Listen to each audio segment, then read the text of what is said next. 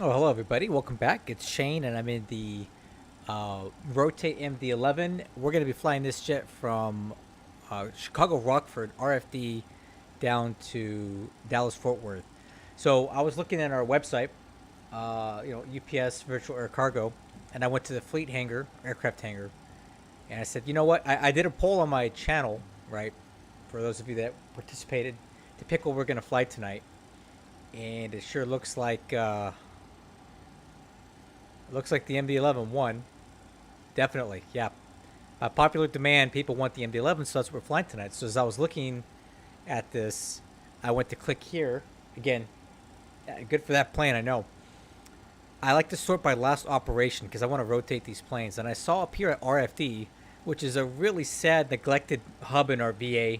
Very few pilots are assigned here, and there's just not a lot of flights in and out of here, which is a shame because it's a cool airport. Anyway, I saw this jet sitting here, um, and it hasn't been flown in 2 months. So I figured I'd take it for a ride. So we're gonna take it down to Dallas tonight and give it some exercise.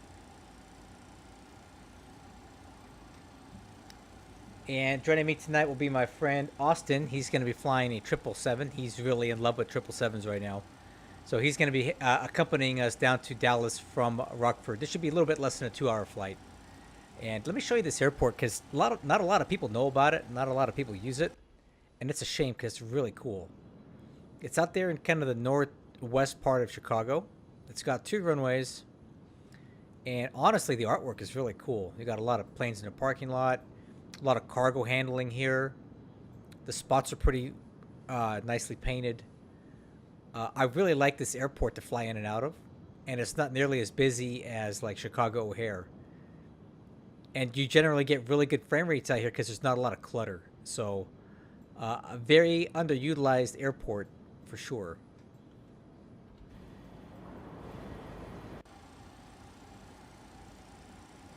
This whole hub needs some love, but let's take this jet up for a stretch, and yeah, we'll go from there.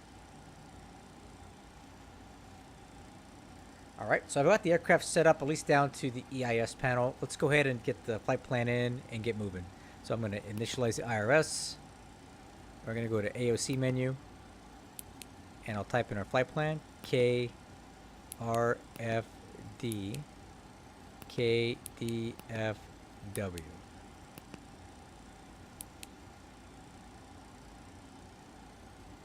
Okay, and we'll go AOC route.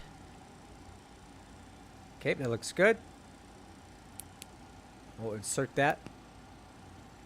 Okay, now I'm going to go back over to flight plan and we're going to validate this route. So one thing I want to do is check the departures and arrivals here for RFD because I don't use it very often.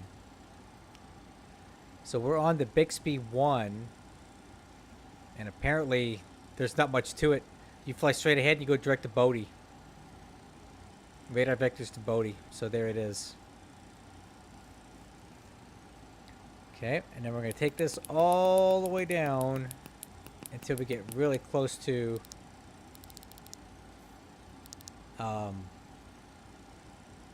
DFW. Now we need to pick an approach. Now, obviously, you don't have to do this before you take off. I just like to get one set up just in case we get there and I get busy.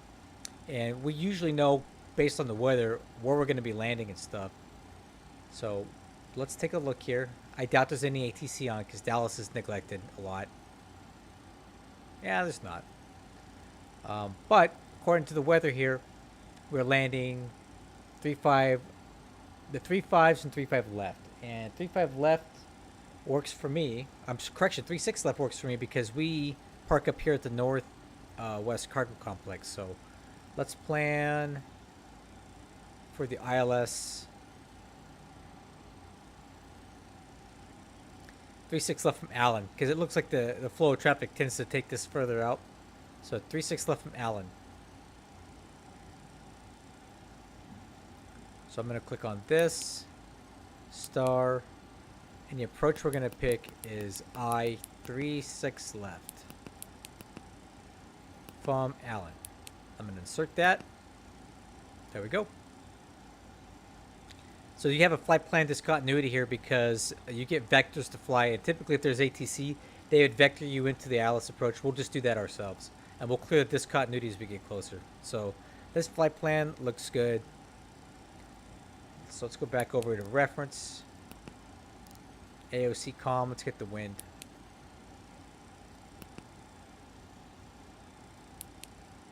And we'll insert that. Okay, next we'll get the performance data.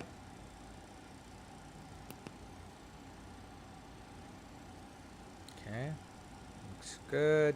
Insert. Now we'll get a takeoff request. So according to this, it's looking like we're supposed to be using runway 19. I want to make sure that's the longer runway because that is not... I don't want to get caught up in some short runway thing. Sometimes SimBrief does screw that up. Okay, so they want us to fly off 19, which can be done. It's 8,200 feet. It's not the longest runway here, but we can do it. Weather here, winds are calm, so yeah, we'll take 19. We may need to use a little bit more thrust than normal. Hey, Monica, you just got home. How was ATC today? A little more thrust than normal to get off of this thing, but we're not too heavy either. So 19 works for us. So we'll put in 19 full length. Send it. Okay, takeoff data for 19. Flex 57, flaps 15. V1 136, rotate 152. V2 162.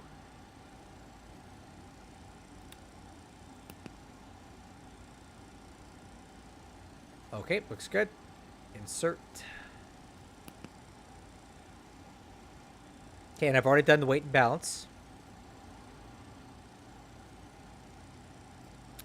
Okay. And this is ready. So now let's go ahead and review the FMC, make sure it's set up. So our alternate is Oklahoma City. KOKC. We've been flying in and out of Dallas a lot lately. Okay, Oklahoma City's in there. Fuel looks good. Okay, takeoff approach is filled out, no blocks. So we'll put flight plan over here, and we'll put takeoff data on that side. So the FMC is checked and set. Fuel quantity for our flight, we need 51,300 pounds. It's loaded on board. Flap takeoff selector is flaps 15. That is set. IFR clearance. So I don't have one because there's no ATC up here. But we do have squawk code 1310 1310. Okay, radios. Now we're gonna fire up the old XVATSIM here. So there's no ATC that's applicable to us, but it gave us the CTAP frequency here, which is nice. So we can go ahead and put that in. 118.1. I'll go ahead and tune that in now. And then guard on VHF2.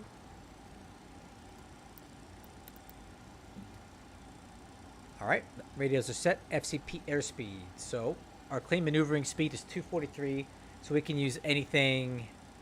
We'll keep this at 250 here. FCP heading is going to be 190-ish. I'll fine tune it when we look at the departure chart. FCP altitude, I'm going to go ahead and set that up there to our final cruise, which is 340. Altimeters. Okay, weather at RFD is currently... Okay. Altimeter 3018. A go around today, just one, huh? What was the reason? Did they specify why? Unstable approach or something else? 3018. 3018. Okay, auto brakes. Takeoff. APU. Starting. And your departure brief. Okay, crew, we are at the West Cargo Apron at RFD. Our friend Austin is in the 777, just on the other side of us. We're going to start up in place with no tug, and we're going to taxi straight ahead, make a left turn on Foxtrot 2, and take what is this? Foxtrot over to Bravo, and then Bravo over to 19. We'll take a full length departure for 19, and we'll transition onto the Bixby 1 RNAV departure. So the initial heading is 188, which I've just adjusted. Instructions are climb on heading 188 or as assigned by ATC, top altitude 3,000 feet. So after takeoff, once we have, I think once I get wheels up and stuff, we'll go direct Bodie. Unstable approach. Yep, I think it's typically what why people go around. Do you recall the aircraft type, Monica? Was it a 737, a A320? What was your recollection of that? Okay, and then from Bodie, we need to cross at about 3,000, and then we got a little bit of a flight down to Dallas. Per our flight plan, we're going to be taking off at 1:15 or 1:35 with a 20-minute ground handling time. So a little less than about an hour and 55 minutes of flight time, guys. Oh, Embraer 175. Okay. Okay, departure briefing complete. Status page is set to engine. Doors and windows. Let's close those up. Aux hydraulic pump 1 is on. Parking brake. Oh, there it's set. APU power is on. External power is off. We can go ahead and pull the chocks and the ground power unit. Beacon light is on. APU bleed is on. APU switch. Ignition. Correction. APU bleed is on. Ignition switch. Ignition A. And smart cars. Ooh, that's a nice picture. That was my thumbnail that I made earlier.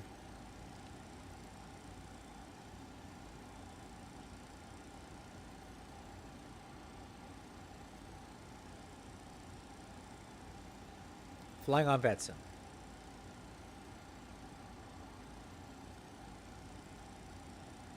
Okay, and push to start. Austin, are you on CTAF? Yes, sir. How much longer do you need till you're ready to go?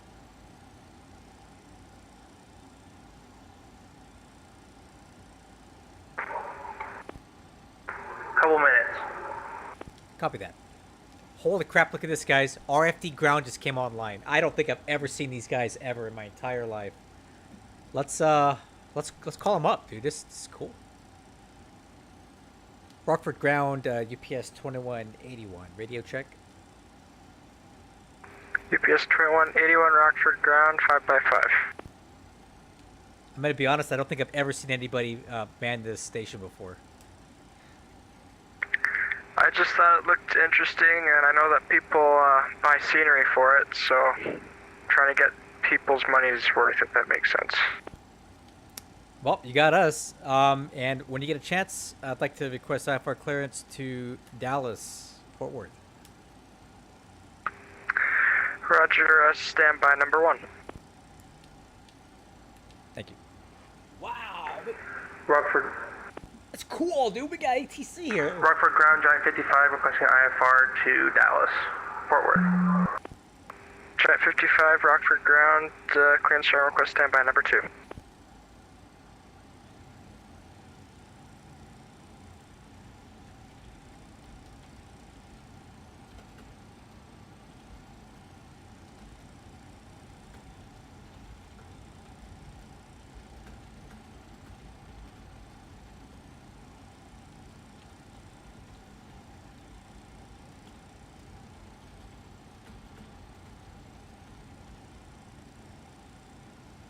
This is pretty cool, guys. I never get ATC at Rockford. In fact, well, I never go to Rockford, but the fact that they're even here is really cool.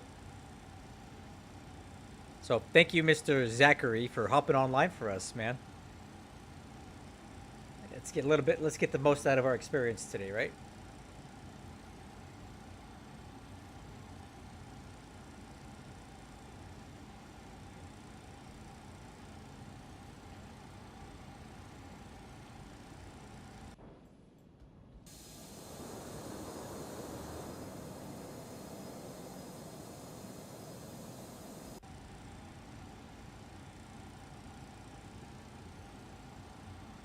I haven't either, dude. This is kind of cool that we actually have a ATC here. Maybe he saw that there's 2 planes queuing up here at RFD and the guy decided to hop on. Either way, it's cool. So we'll wait for our clearance and then we'll get out of here.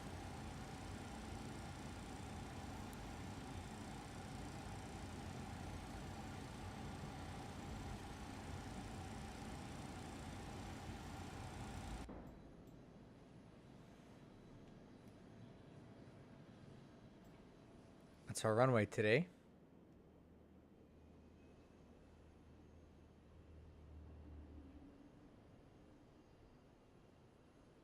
I mean, for a stock airport, this thing looks pretty cool, man.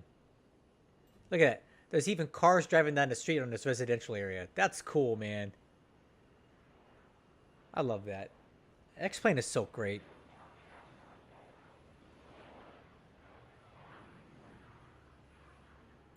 Can you imagine living here right across the river from the airport? I bet it's loud here.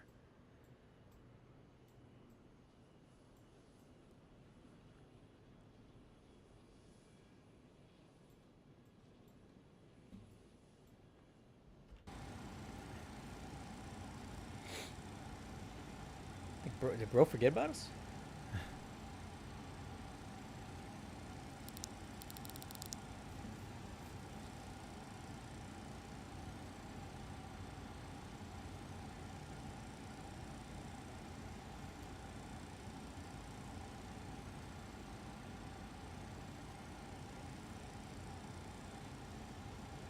So once again, I gotta thank X-Vetson for being here because I would not have even detected that this guy had hopped online because last I had looked at X-Pilot, there was no ATC here, and I wouldn't have bothered to look again. But it popped up on here, and I knew that that was a thing. So that's pretty cool.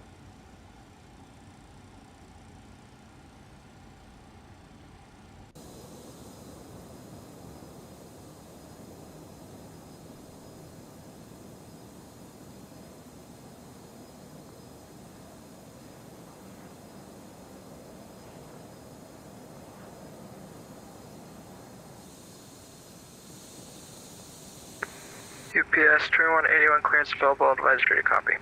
Ready copy for 2181. UPS 2181 cleared Dallas Fort Worth via the Bixby 1 departure. Quiz transition then is filed. Maintain 3000. Expected flight level 34010 minutes after departure. Departure is offline. Squawk 1310.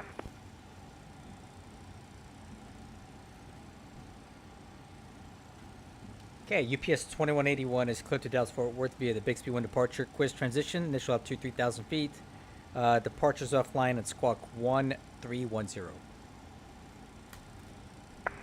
UPS 2181, read back correct. I'm unable to put the ATIS up at this time. Call me for taxi. Okay, you call for taxi 2181. Alright guys, let's go ahead and start her up. Start 3. Giant 55 heavy, clearance available, advised ready copy. Ready to copy clearance, Giant 55 heavy. Okay, rotation on Giant 3. 55 heavy, Oil pressure on 3. cleared Dallas Fort Worth via the Bixby 1 departure. Quiz transition that is filed. Maintain 3000. Expected flight level 32010 minutes after departure. Fuel Departure is flow, offline. GT. Squawk 6515.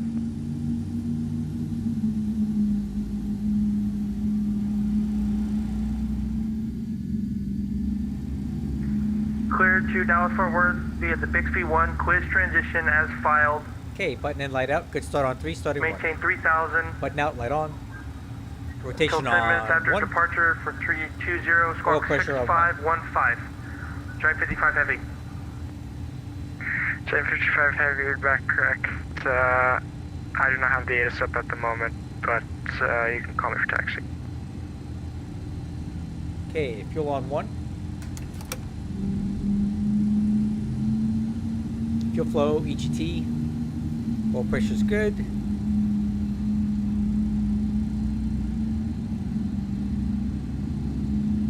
Okay, button in, light out. Good start on 1. Starting 2. Button out, light on. Rotation on 2. Oil pressure on 2.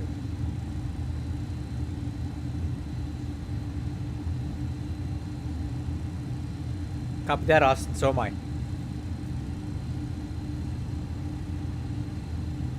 Okay, fuel on 2.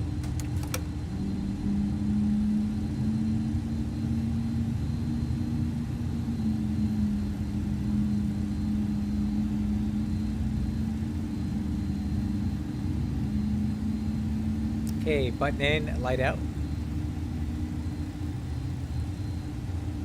Got a good start on number 2. At the start checklist. Anti-type not required. APU bleed off. APU's off. And ground signal is clear. Taxi checklist flaps set for takeoff. Flaps 15. Spoiler handle. Armed. Stab trim. 5.4.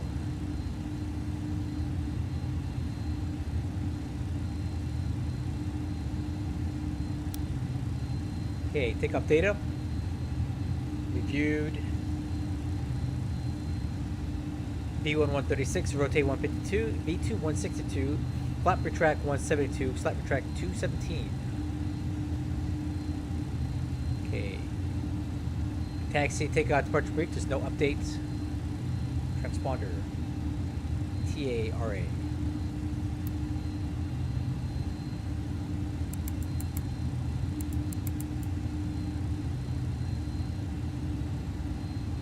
Aircraft standby, Rockford. Ground's gonna need 2 minutes. You know what? That's a good opportunity. There's something I need to do. Alright, status page. Config. Let's get this done. Alright. Ailerons left. Ailerons right. Elevator up. Elevator down. Rudder left. Rudder right. Alright, guys. I'll be right back. I gotta get something.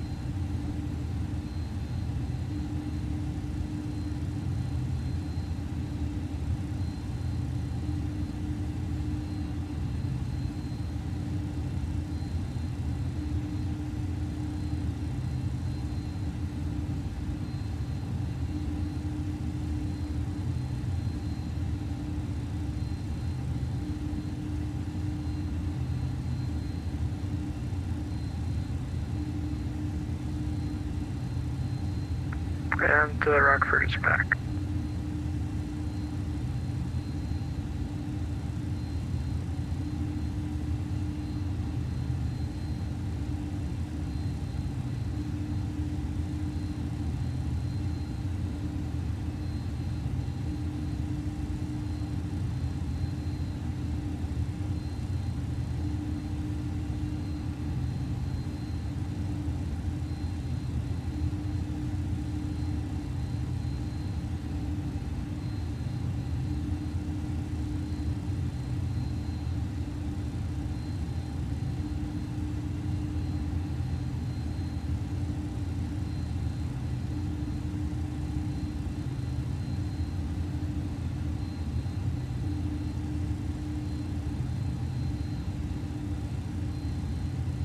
Alright, okay. You know what time it is, guys, right?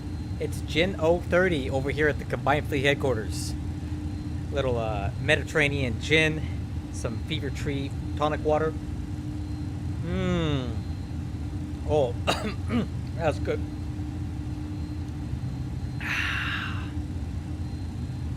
That's good. It's just what we needed. Rockford ground, UPS 2181, ready for taxi 19. UPS 2181, are you sure you want 19? Winds are favoring runway 7.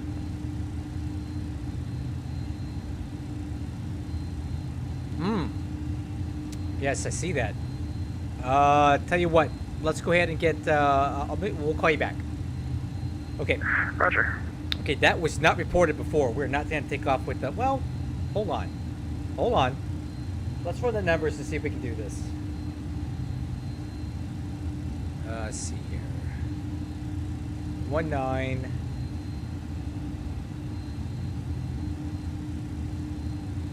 No, we can do this. I don't mind a little 10-knot crosswind.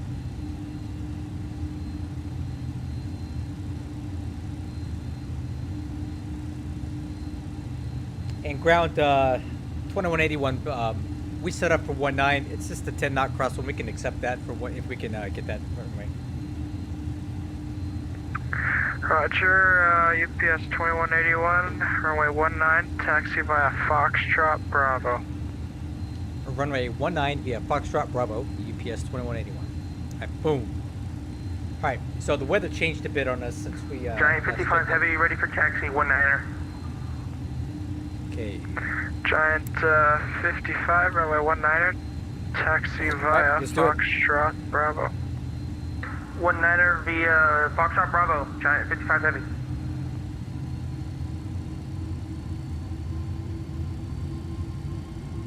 Okay, nose wheel steering, brakes.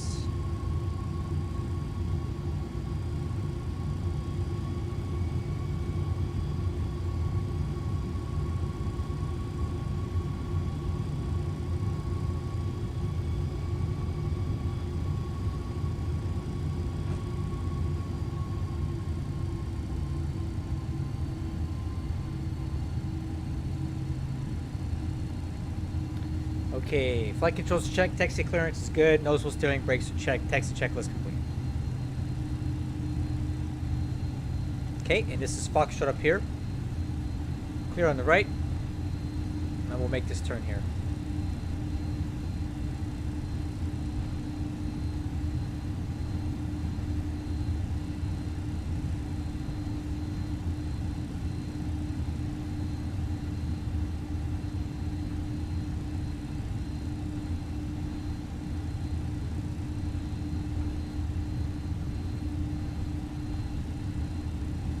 Alright, so when I checked the weather last time, before this guy came online, the wind was calm.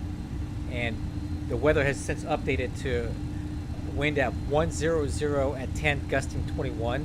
That's almost a 90-degree, it essentially is a 90-degree crosswind. And our crosswind limit is 35 knots, so we have no issue with that takeoff. It's not adding any tailwind or anything to this, so.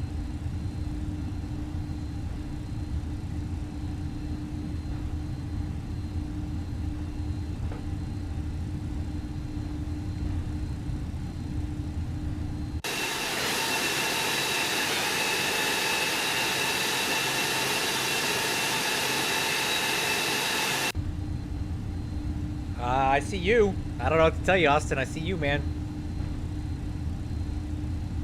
You're, although it does say that you're flying Leipzig Air. I'm sure that's just a model matching issue with X-Pilot. But I see you.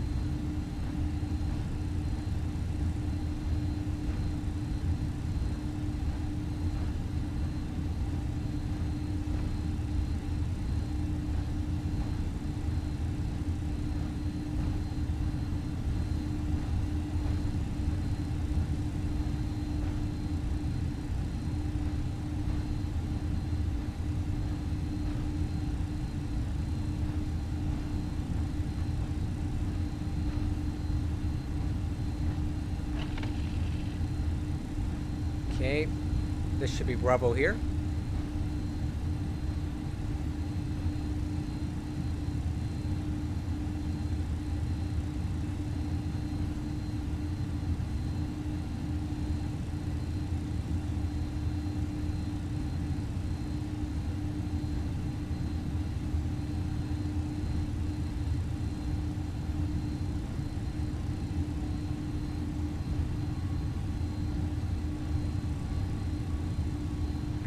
UPS 2181, monitor CTAF 118.1, have a good flight.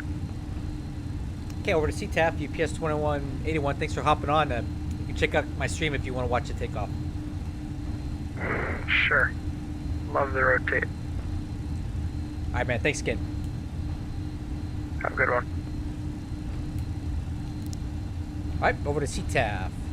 Okay, before takeoff checklist, status page, engine. EAD is checked with the green box, VNAV and LNAV.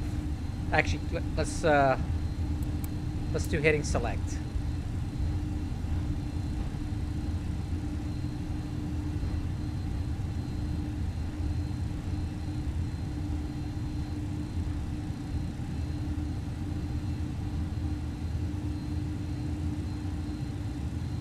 Okay, lights.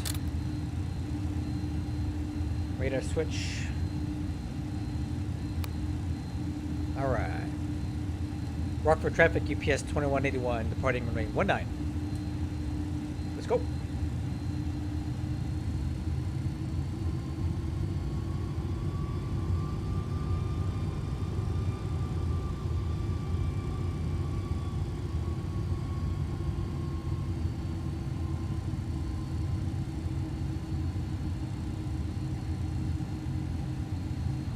Okay, TCAS clear. Arrival end is clear. Departure end is clear.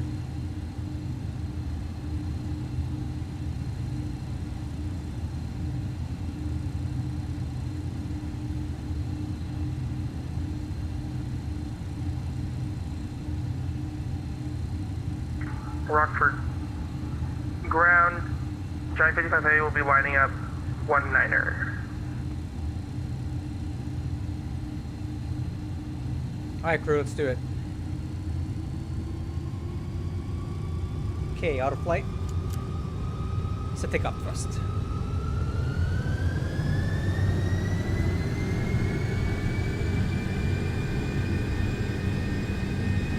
Thrust set. Check. Airspeed's live. 80 knots. Clamp.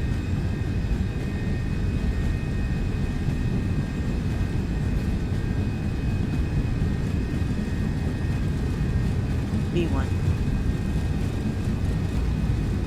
Rotate.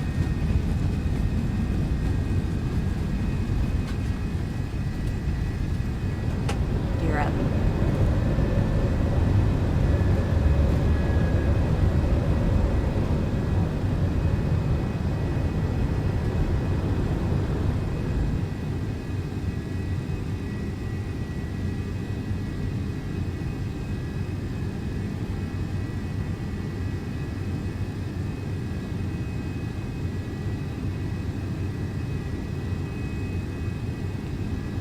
Rockford traffic, UPS 2181 is clear. 19, last call. Climb thrust. Rockford traffic. Giant 55 Heavy taking off 19er. Alright, I'm gonna go direct to Bodie.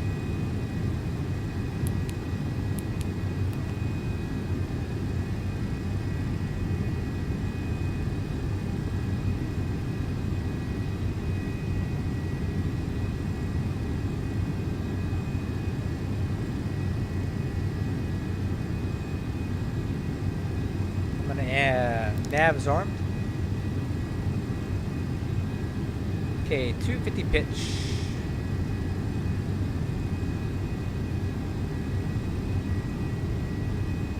Alright, flaps to track. Hey Pax, thanks a lot, man. I appreciate you being there. I don't think I've ever seen ATC on at Rockford before. So, I appreciate you being there for us. Me and my friend are flying together today.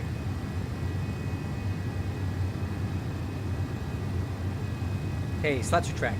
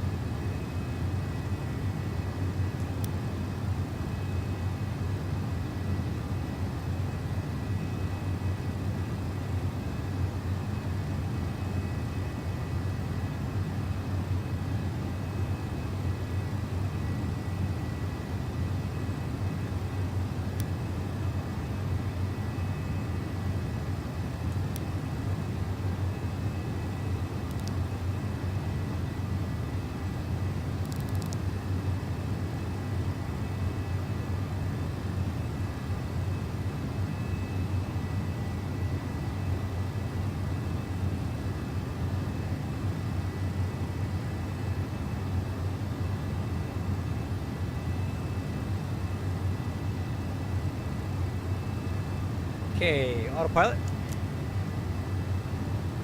After takeoff checklist, landing gears up, lights out. Spoiler handle disarmed. Auto brakes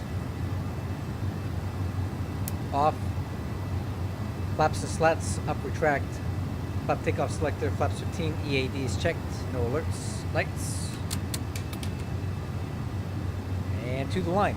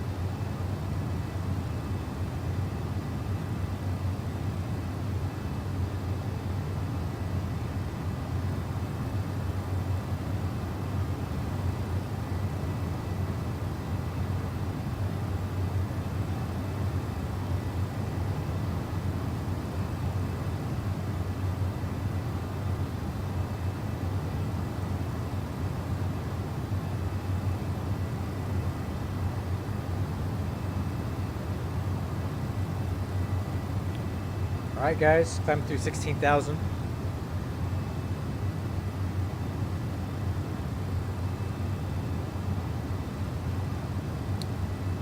Okay. Okay, there's Bixby. Turn right, direct quiz. Oh, yeah, I had plenty of takeoff performance, man. I don't know. I would figure a 777F would be able to get off the runway pretty easy. I mean, you shouldn't have, what, 50,000 pounds of fuel on board, if that, something like that. All right, guys, there's transition altitude, altimeter standard, and we'll cross-check at flight level 190 for ARBIS and checks.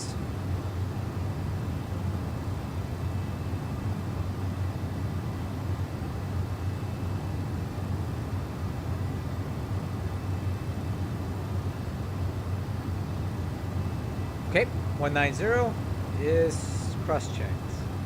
After takeoff checklist complete.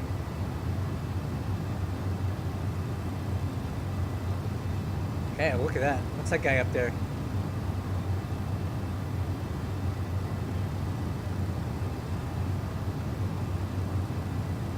Yeah, I got 51,000 pounds of fuel on board and 154,000 pounds of cargo, so you got a lot more on board than me. I would still think you'd have enough takeoff performance for that place.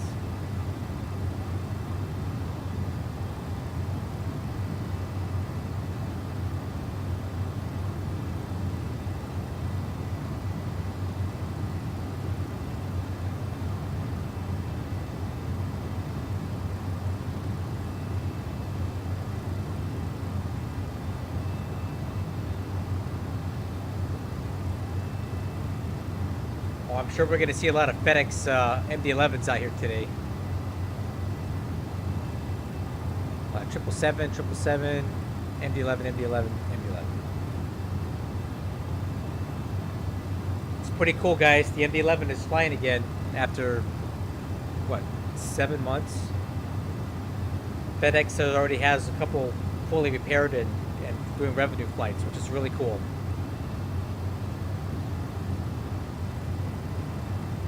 I'm very happy to see my baby in the air again. I'm sad that UPS is elected to retire them, but I totally understand why. It was an airframe that was getting old anyway, and with the publicity of that crash at Louisville last year, I think they didn't want to deal with the public perception of continuing to operate this plane after it did what it did. So I understand why UPS elected to go ahead and just get rid of them, but it does make me sad. I'm glad FedEx elected to keep theirs.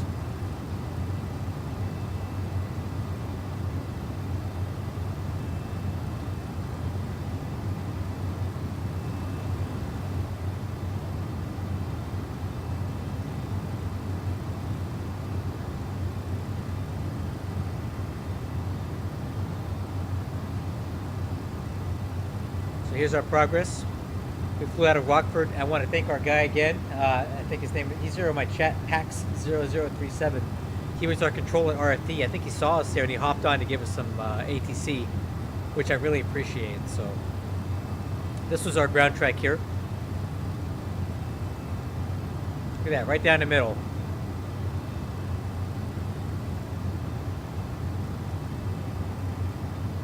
Now that is some quality lane keeping right there, right? Right down the middle.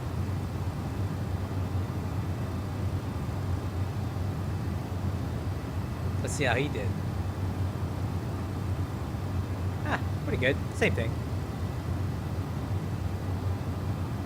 Oh, he deviated. I see that. I'm just kidding.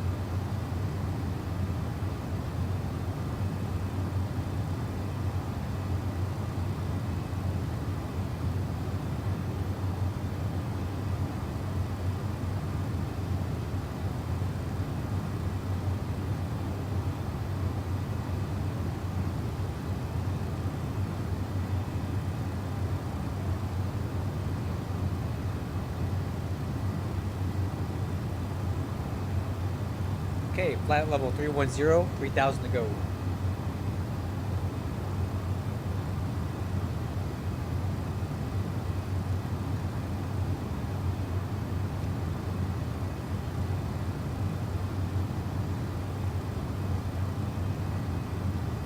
She's flying good today.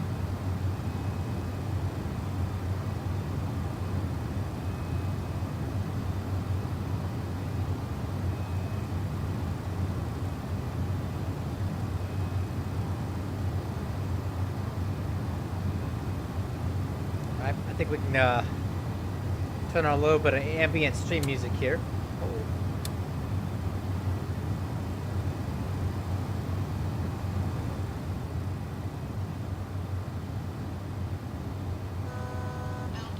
Thousand to go.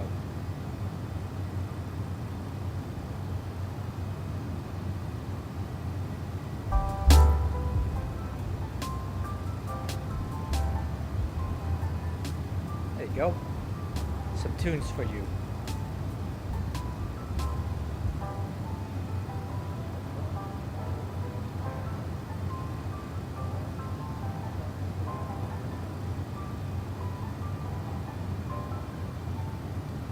Alright guys, we are at flight level 340.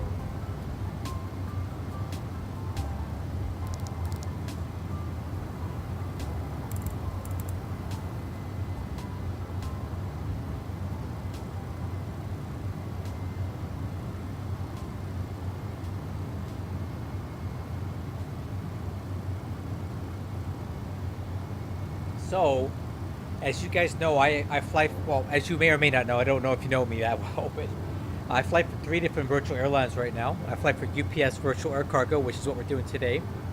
I am a chief pilot at the Ontario hub, so I'm always recruiting if you guys are looking for a quality cargo airline UPS virtual air cargo is one of the best. And if you want the best chief pilot they got, that's me.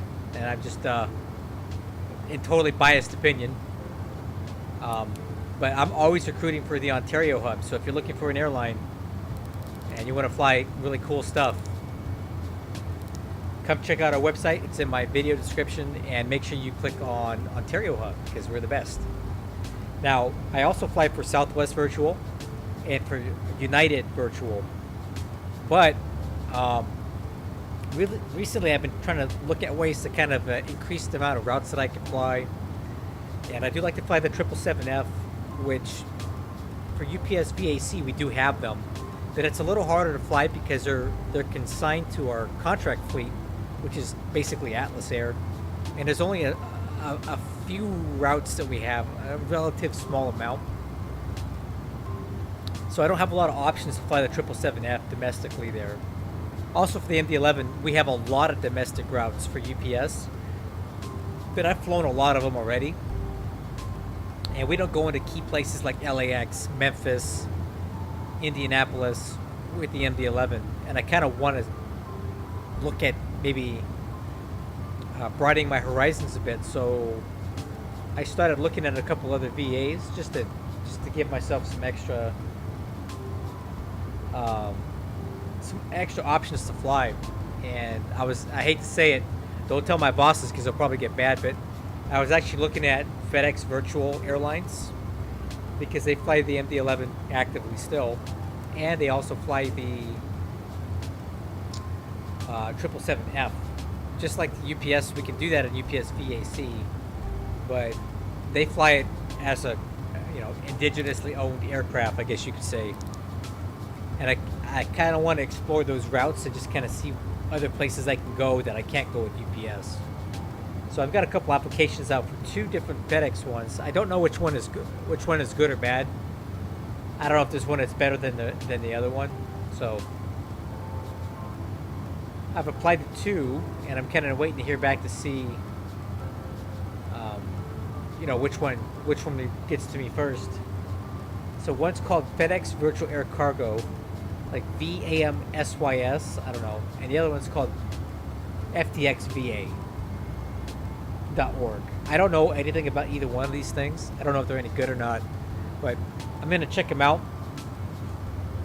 I don't know if that's a conflict of interest, me flying as a chief pilot for UPS, but I think I can do that as long as I don't take on any sort of management role. Like in Southwest and at United, I'm just a line pilot. I'm a crew dog. I'm not in charge of anything. I'm not a chief pilot. I'm not a hub manager. I'm nothing in anything but UPS. So all of my administrative duties are with UPS.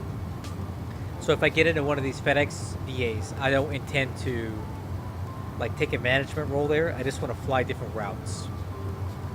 So we'll see how it goes.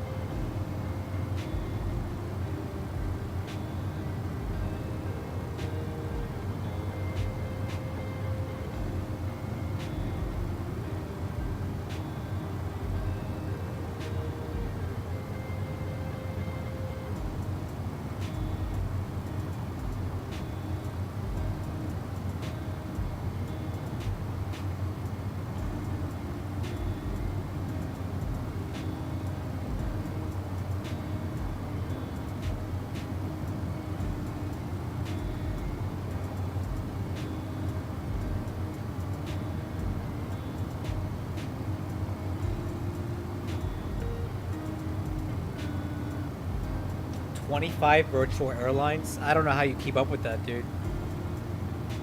I wouldn't be able to do all that.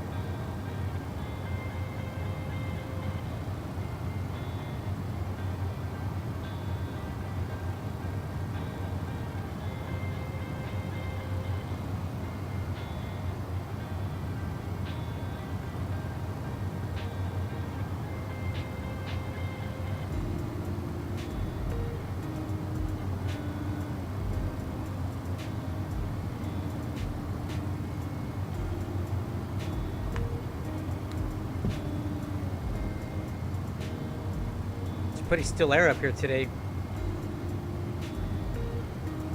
I can usually judge how well the weather is by how slow the engines are responding to weather changes here.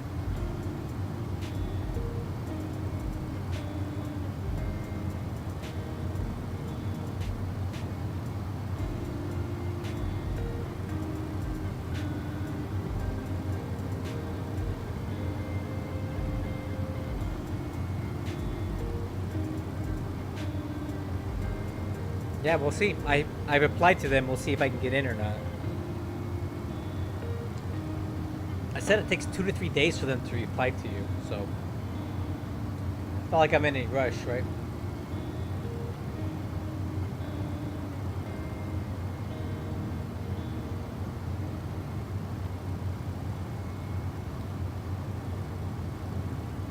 Let's take a look at my flight plan here.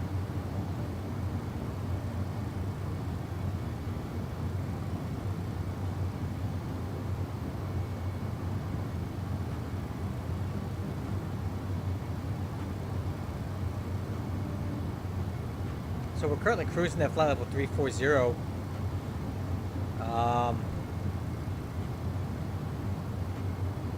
Looks like this is probably the best altitude for us because the higher up we go, the winds get a little bit stronger. So we'll hang out here at 340.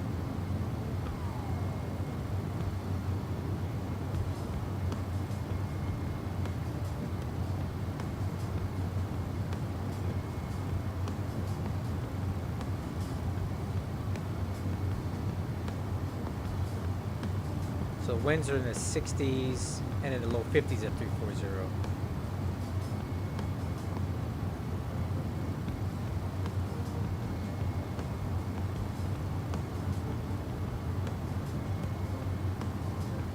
Let's do a fuel check here at UIN intersection. So what we'll do here is we'll take a look at this.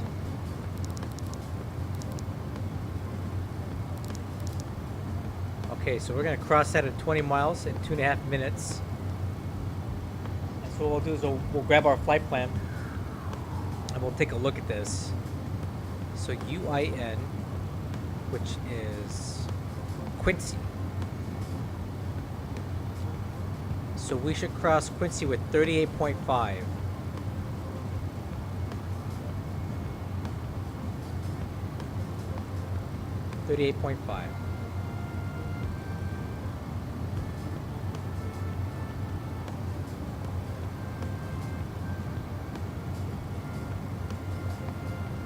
So it's good to do these fuel checks every few waypoints to make sure that you don't have any fuel leaks or anything crazy going on.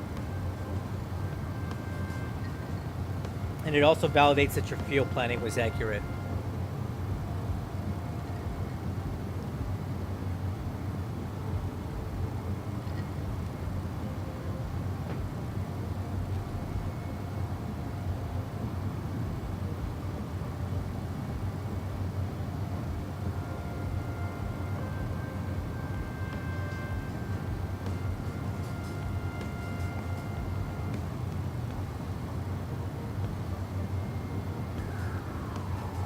Okay, 1 minute to Quincy.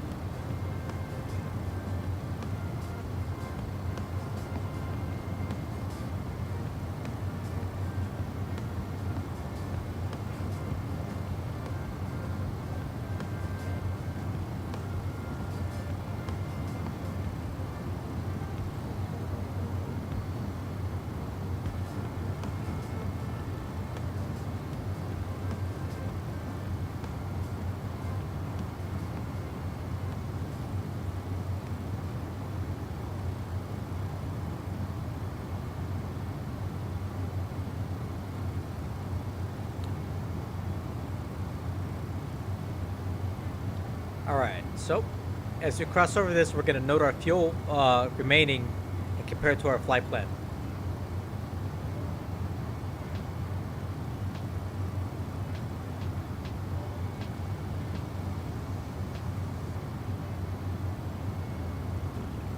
All right, crossing Quincy, we have fuel 38.9. And on our flight plan, we should have a 38.5. So we are plus 400. So plus 0.4. Nice. So this is telling us that our fuel planning is almost perfect right now.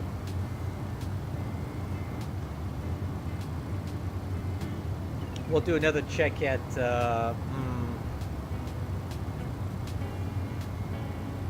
maybe KK42 Golf. About 30 minutes away. We'll check our fuel planning as we cross that and see how it's how we're doing here. But so far, we're right on the money for fuel burn.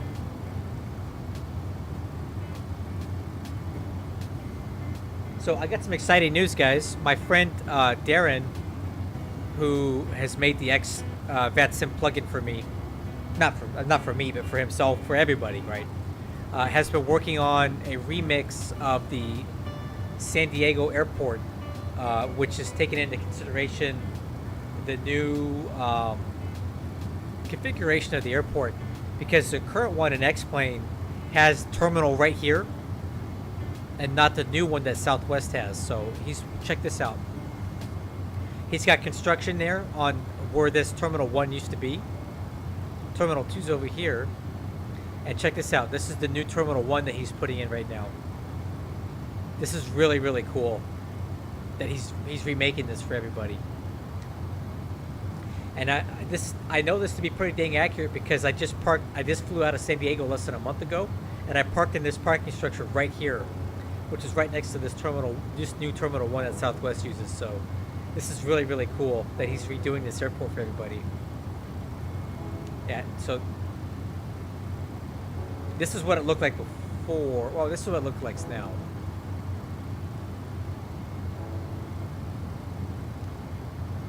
So pretty cool. And I'm pretty sure he's going to put this on the org store. Not org store. This is going to be on the gateway. So it's going to be a freeware aircraft. Jeez, I can't talk. It's too much gin. It's going to be a default airport for X-Plane that has the latest configuration, and I think that's really cool because I love flying in and out of San Diego. It's one of my favorite airports to fly. In fact, we just landed there last night on my last stream.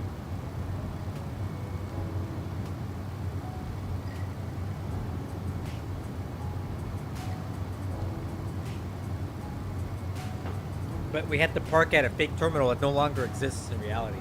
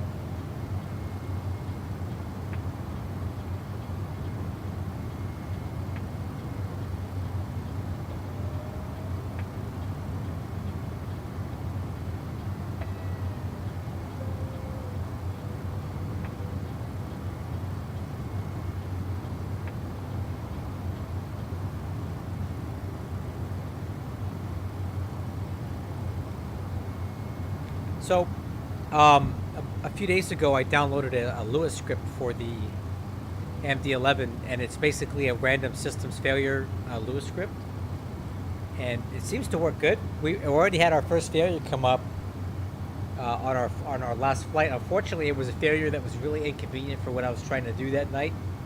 It was basically a high engine vibration on engine 2. So if you look at the fails, it would have been under engines, engine 2, engine 1 vibrates. That's what failed. And basically, if you look at the abnormal procedure checklist, you're supposed to shut the engine down and divert. But I was in the middle of a stream, and it just is not a very exciting failure, and it would have kind of canceled my stream because I would have had to land the plane, you know, somewhere other than where I was trying to go. So I just stopped the failure.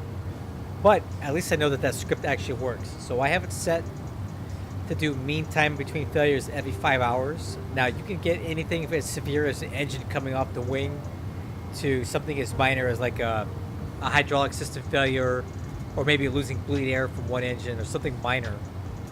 And you kind of never know what you're going to get with it.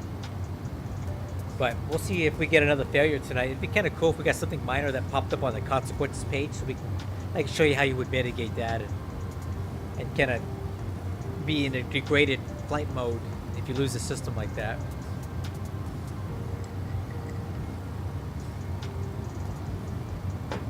Let me show you the script. Here's our route progress for now.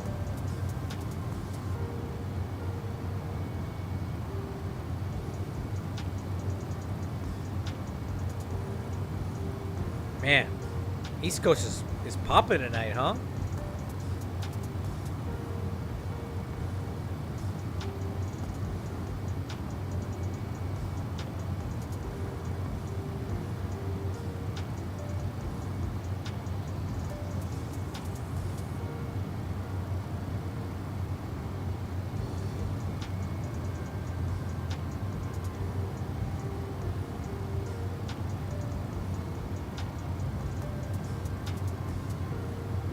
Oh, check this out. We got a Western Global flight out here tonight. Miami to Memphis.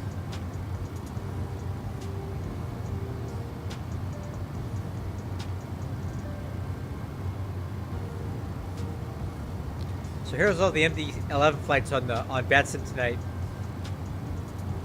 FedEx, FedEx, FedEx, FedEx, FedEx. Oh my God. FedEx, FedEx, FedEx. Where am I at? What am I, chopped meat?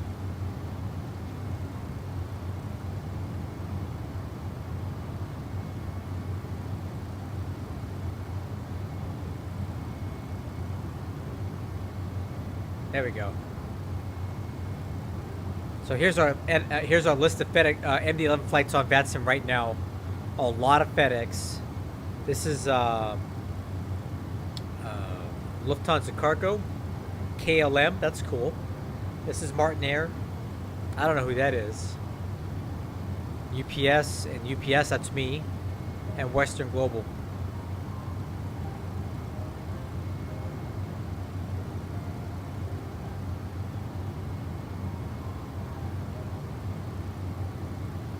Let's contact this guy, WGN 8804.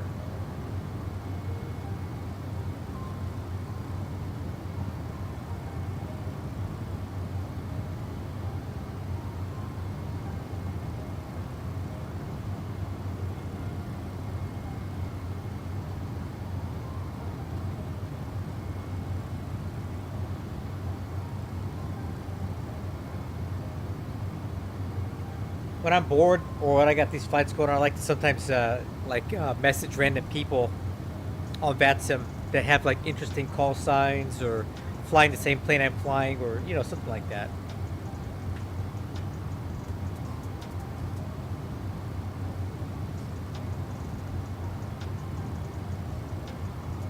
Let's see who else is on there that looks interesting.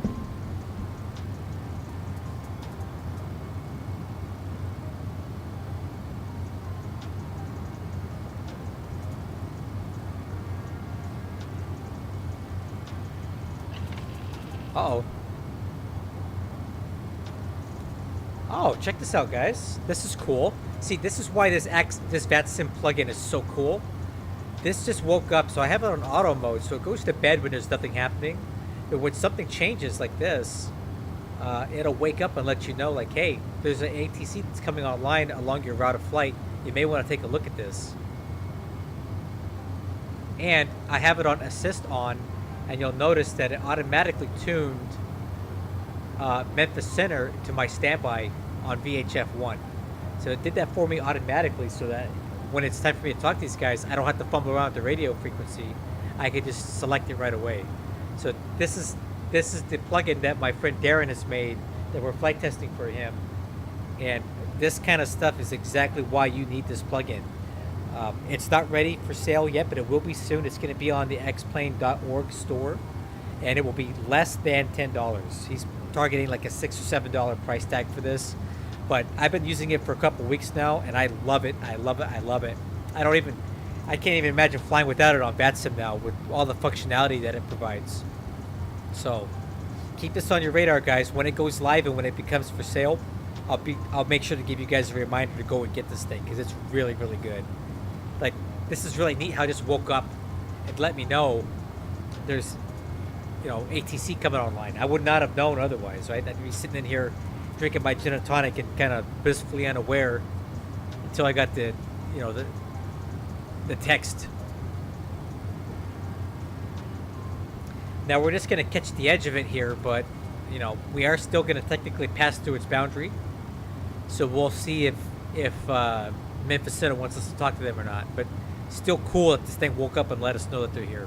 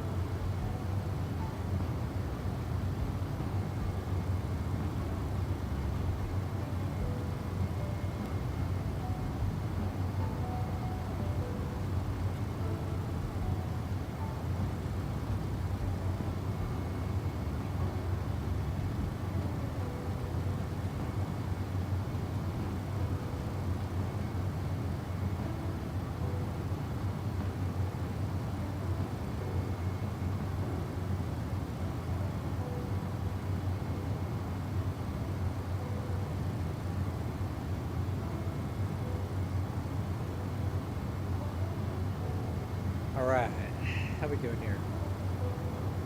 Okay guys, only 438 miles to go. Estimated time of arrival is 0203. So about an hour and 3 minutes we'll be landing in Dallas. Not bad.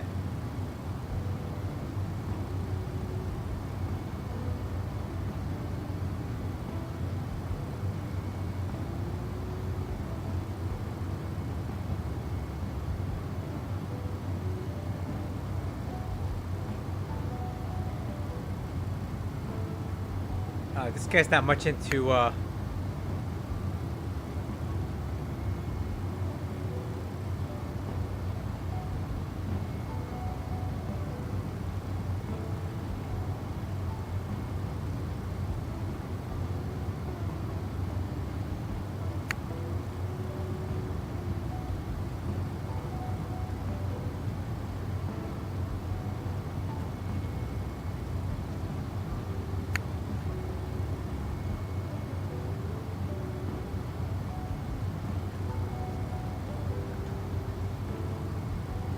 Oh, this is cool.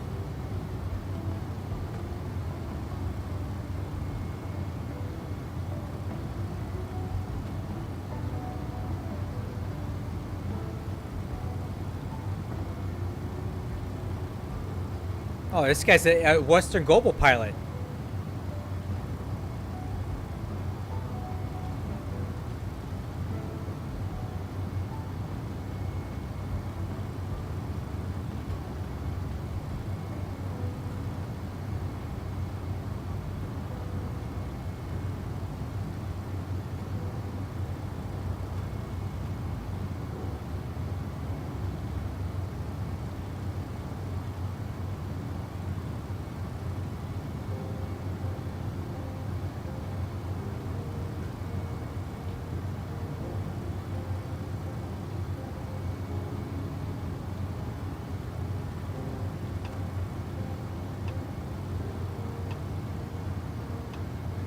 This is really cool, dude.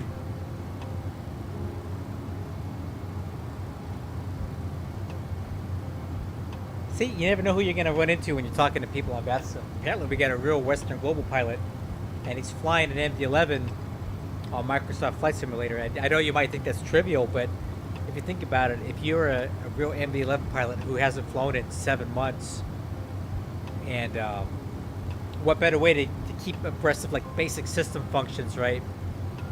And just the flow of, I know obviously flying a flight sim is not the same thing as flying a real plane, but you know, it does remind you about the flow of the cockpit stuff and the switches and basic FMC operation, that kind of stuff. So I can see there being some value, even if you're a real MD-11 pilot, to hop in like the TFDI or the MD-11 and fly a flight.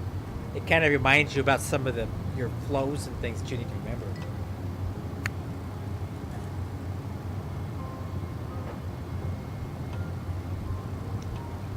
Oh man, this is cool.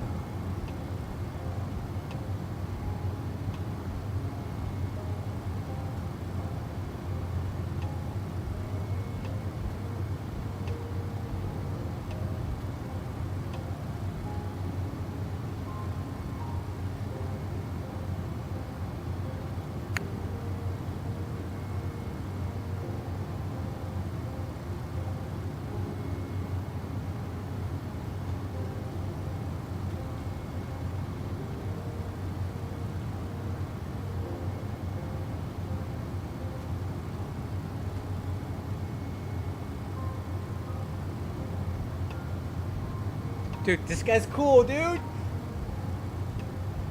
Oh, crap. He knows this guy that I follow. Okay, I'm going to add him on Instagram. Hold on. This is cool, dude. Hold on. I'm getting on Instagram. I'm going to add this guy. This is cool, man. I'm glad I reached out. Alright, that's him. I found him.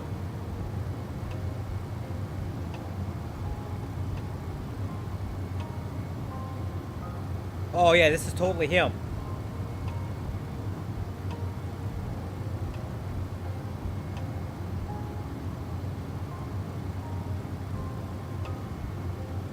Cool, dude. Hold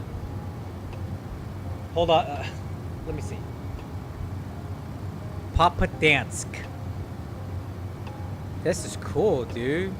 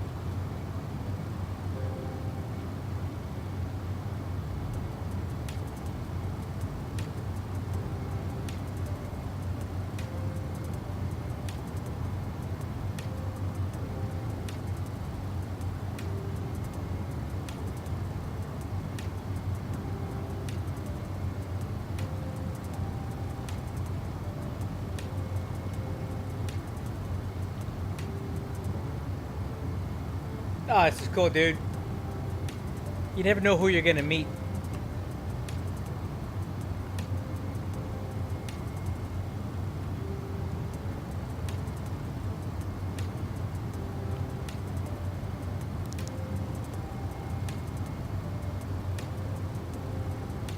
Yeah, man, this is really neat. What's up, Sierra? Hey, remind me. We were talking about your MD-11 voices and that how it recorded that click sound. Did you fix those, or did you want me to fix them? I don't remember. Because I can download a really cheap, basically a free wave editor, and I can trim off that click sound off the wave file, so you won't hear you clicking the mouse button to stop recording. Because I think that would be like the icing on the cake for your mom's MD-11 callouts, dude. Yeah, I'll do that. I'll get a really cheap wave editor, and I'll just trim off the last like half second of the wave file, and then you won't hear that little click anymore. And I'll send them back to you, and you can wrap them into the next update you do. Hey, just out of curiosity, I have no idea if this would be difficult to do or not. Is there any way to get a positive rate? Because that's the only thing that I really feel like I'm missing. I don't know if the data ref exists for something like that. If not, let me know and I'll talk to the Rotate guys and I'll see if I can get them to make something. But like, I'm just missing that positive rate.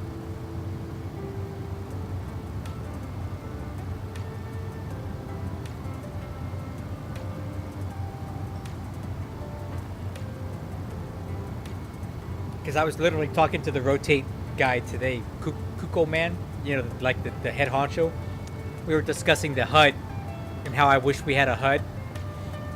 I could easily bring it up on their beta system, like, hey, my friend's got this Lua script that he's using for callouts, which works really good, by the way. But he doesn't have any way to reference a positive rate. Could you make a custom data ref so he could use that to make a positive rate call out? Let me know if you need something like that or what.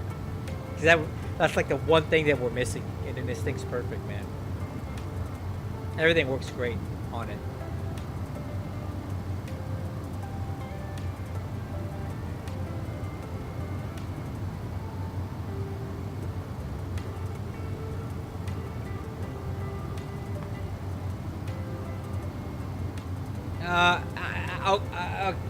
Okay. I think that's every airline is going to be different, but I've seen plenty of MD-11 cockpit stuff, especially like Western Global pilots that I follow on Instagram, and they always say positive rate. Like the pilot monitoring always says it. I've never not heard them say it. I'm not sure what airline you're referencing from the what document. Maybe KLM or whatever. Maybe they don't, but most of them do, from my experience.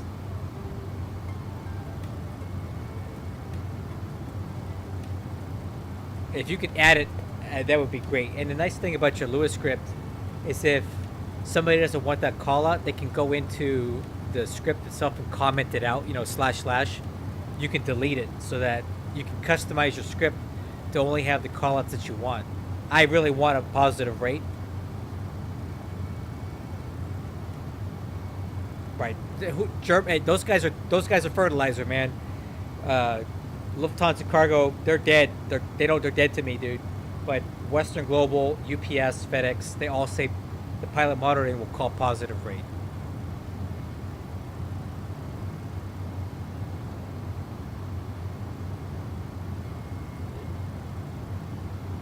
And like, I don't know that. Well, Boeing. So okay, let me. How do I say this? We have the same kind of thing in the Air Force, right? The Air Force will give you a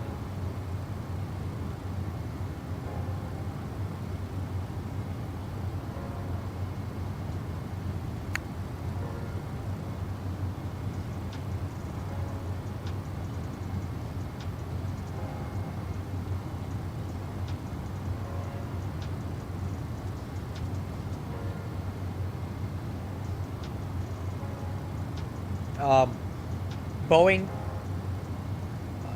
Well, I'll tell you what. Can you just give it to me? Can you just ask your mom to record it for me and let me have it, whether it's in the docs or not? And then if people don't want it, they can just comment out that line on the.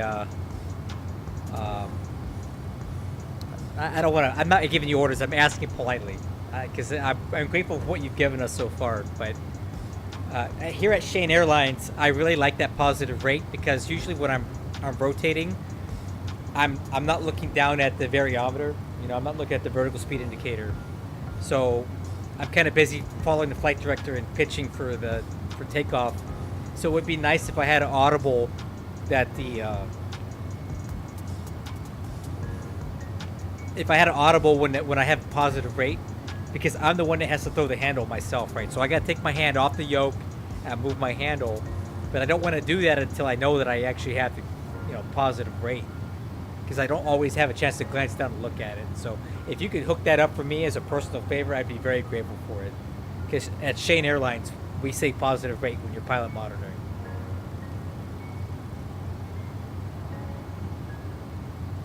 I'm gonna look up my pictures from the MD-11 that I went on board last year. See if I can give this guy like a reference, like what tail number it was that stopped by. Maybe he was the one flying it. I don't know.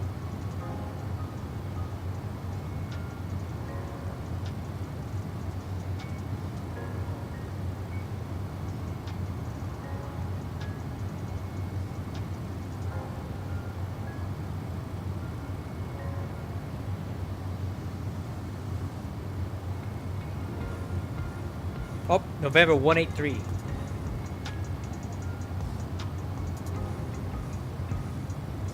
I know, right?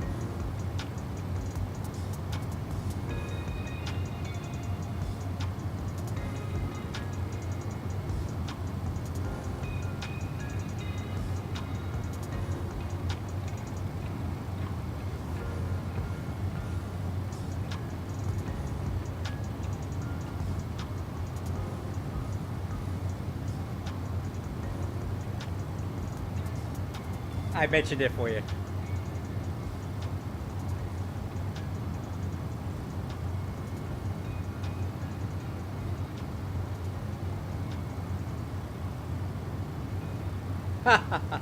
I did. Let me find that thing again.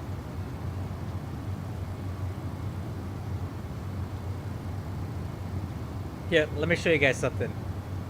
This is funny. APU door removal. Operate APU only on ground. Disregard APU door desag message.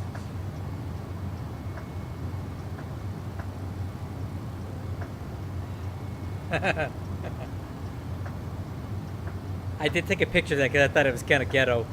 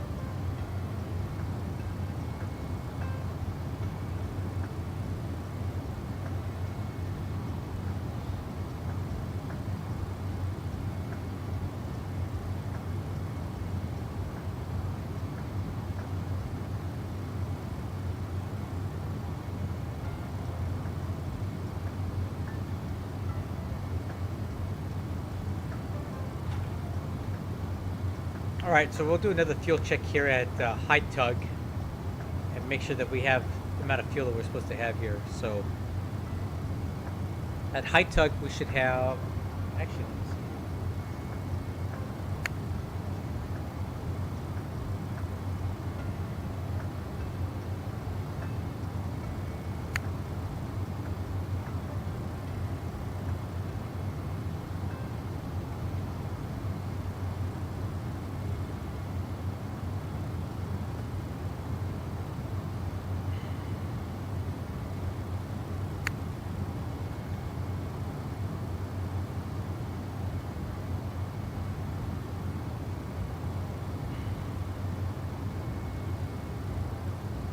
There apparently helps a little bit of weight and avoids maintenance issues. Yep, I figured that much.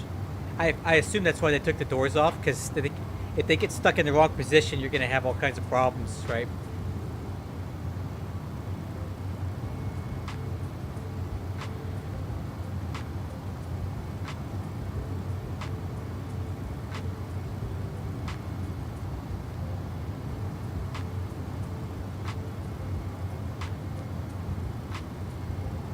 Hey, you know what, Austin? I saw your message on Discord. I don't know. Let's contact him and see.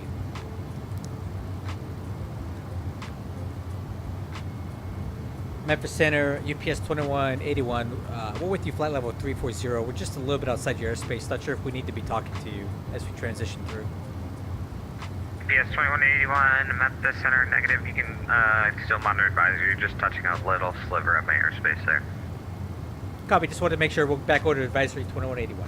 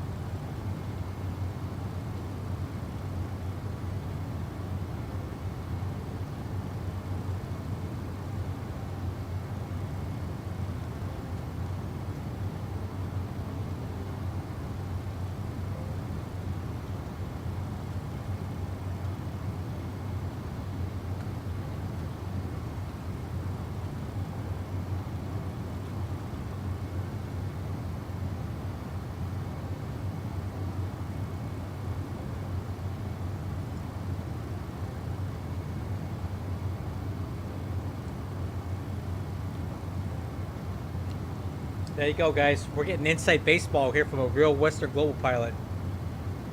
This is really cool. I'm gonna definitely reference this guy on Instagram if I ever have any MD-11 questions, because it's good to know. This is like the 5th MD-11 pilot that I have on my Instagram that I'm gonna be talking to. They're very helpful, especially these Western Global guys. I feel like they're more accessible than like a UPS or FedEx guys. FedEx guys, I think because they're major carriers, they have really strict NDAs. And they're not very forthcoming with information. But I've noticed that the Western Global pilots tend to be a lot more willing to talk. Because I have multiple ones on my socials, right? And they're all very forthcoming about stuff. If I ask them like really specific questions like this guy right now, he's giving me really good answers, and he's telling us accurate stuff that they do at their airline. That I don't even think if there was like a FedEx MD-11 pilot, he probably wouldn't even be online.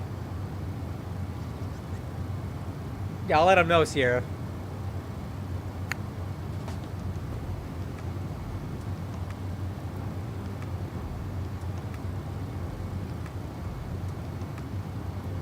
Yeah, dude. Like, hey Seth, welcome aboard, man. Thanks for hopping in with us tonight. Yeah, I'm just saying that the Western Global guys are just a lot more friendly and a lot more willing to talk. I think they're really proud of what they are.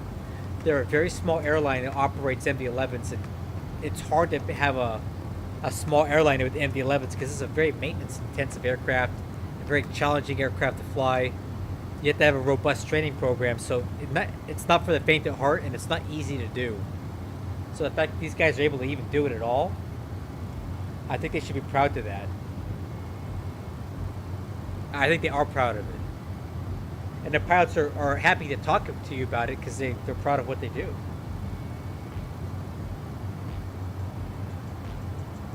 All right, so we're gonna do our fuel check here at High Tug. So High Tug, we should have 28.5.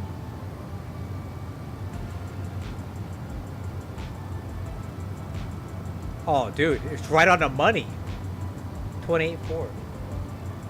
Thanks, Sarah. Hey, Seth, thank you so much, man. Please join Ontario Hub. Trust me. You don't want to go to any other hub. You want to be Ontario. Because I'm there. Not that that makes it any better. So we're minus 0.1.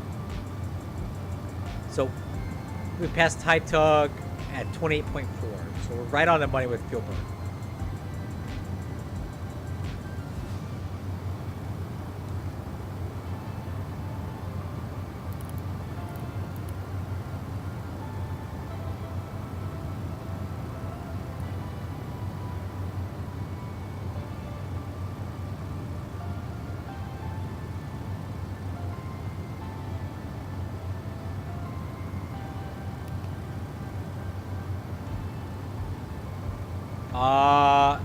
Yes, but I don't think I have the update.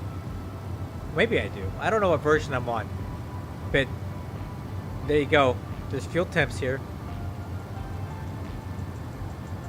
They're definitely not reading ambient temperature on the ground, so it looks like they're fixed to me. Although I think they should be reading closer to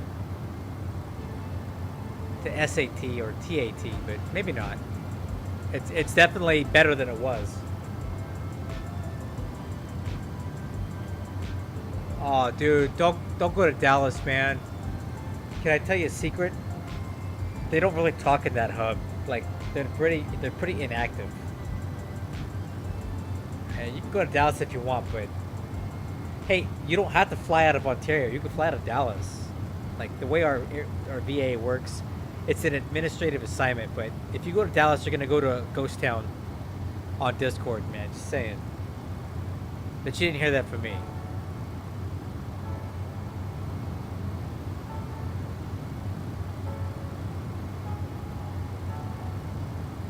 Well, how long have you been there? Because you have to be there for 90 days.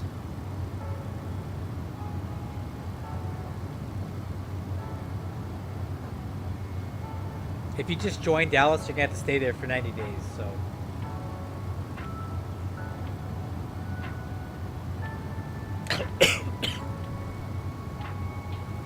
Oh, sorry. Shit went down the wrong way. Well, you're just stuck temporarily. Just stay there. Oh, sorry. Hold on. Oh man, sorry. I've been imbibing right now, and it's going down the wrong pipe. Don't just stay there for 90 days and transfer later. It's fine. You're fine. They don't have any kind of training anything for the MD-11, but I have my X checklist. If you want it, you can grab it from my Discord server. It's available there.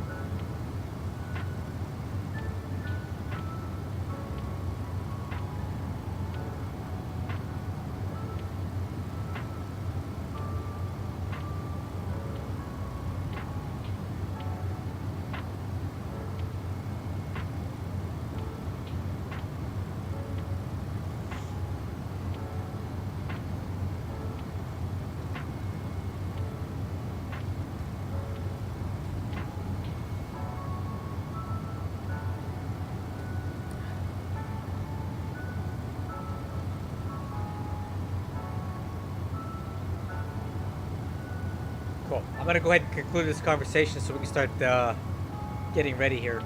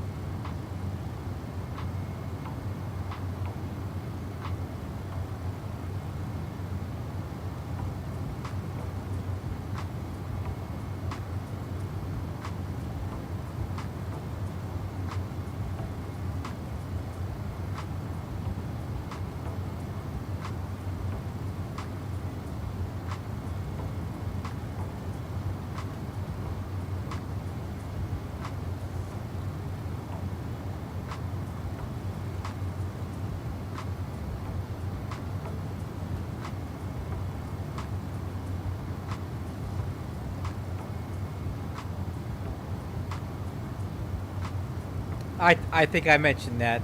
Oh, sorry. I'm talking to.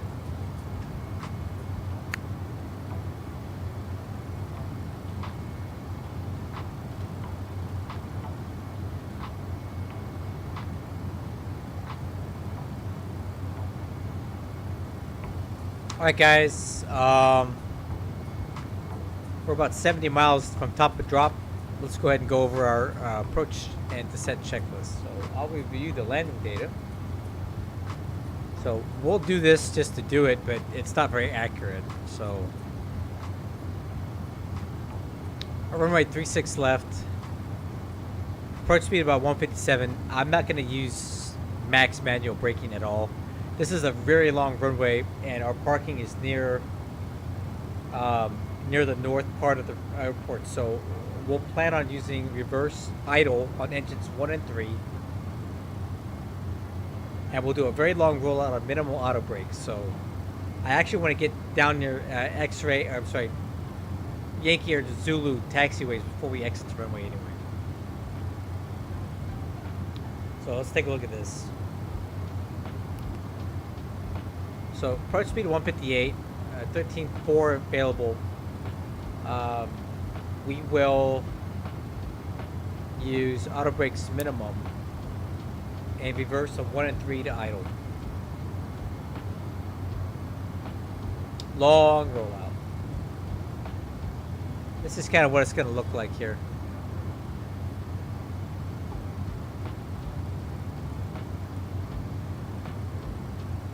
So landing on 36 left.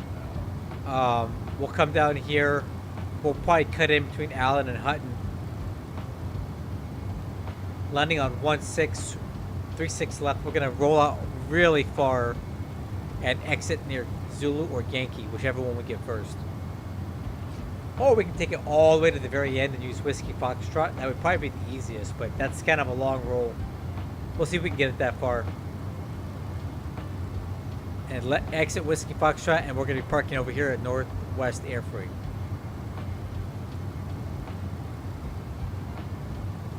Current weather at Dallas for arrival. Information Whiskey, 35 minutes old. Wind is 100 at 5. 10 miles visibility. Few clouds at 4,800 feet. Temperature 23. Altimeter 3010.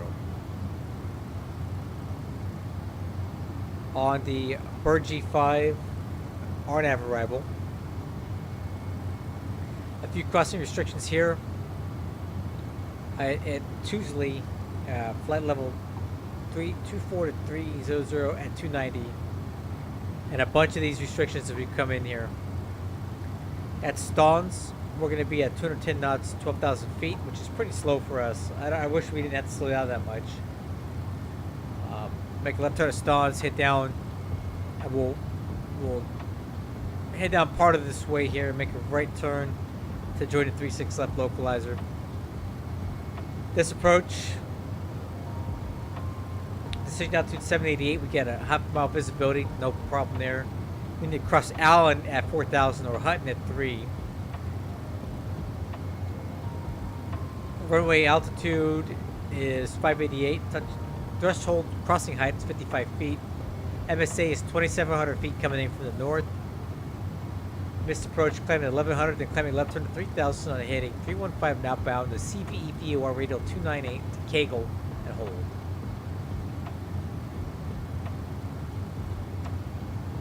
I will dial in the Maverick VOR so we have ranging to the airport direct, 13.1. Alright, so landing data is checked, arrival's been briefed, and the approach has been briefed. One shot NTI is not required. Decision altitude is 788 barrel.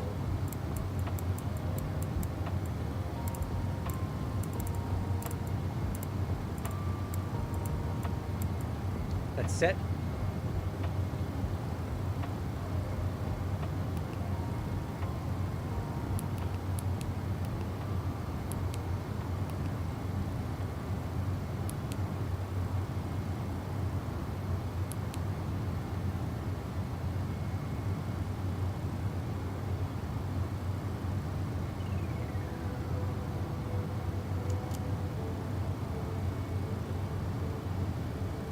Okay, 133 miles away from Dallas. forward.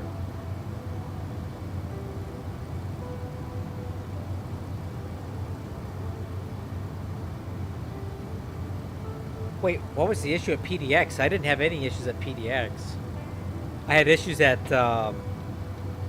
Seattle with the roller coaster runways, but PDX was fine to me.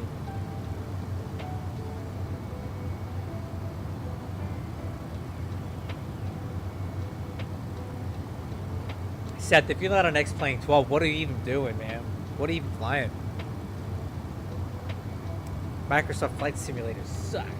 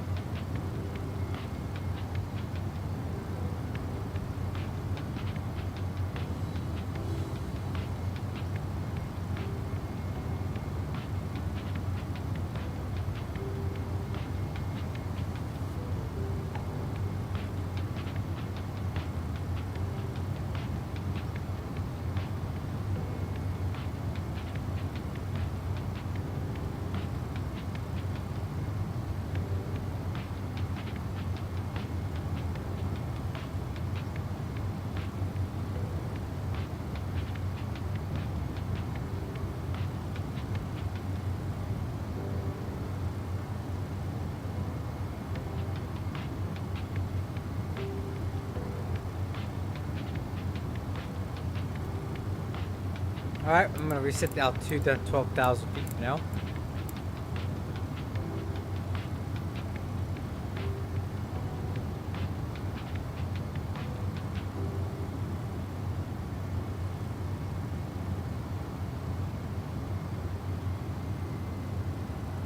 Alright, crew, head down. Profile 27.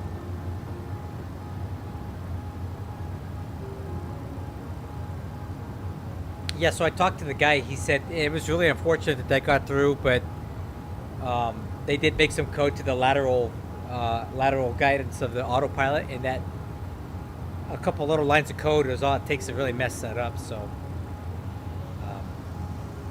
he was glad to have been able to fix it.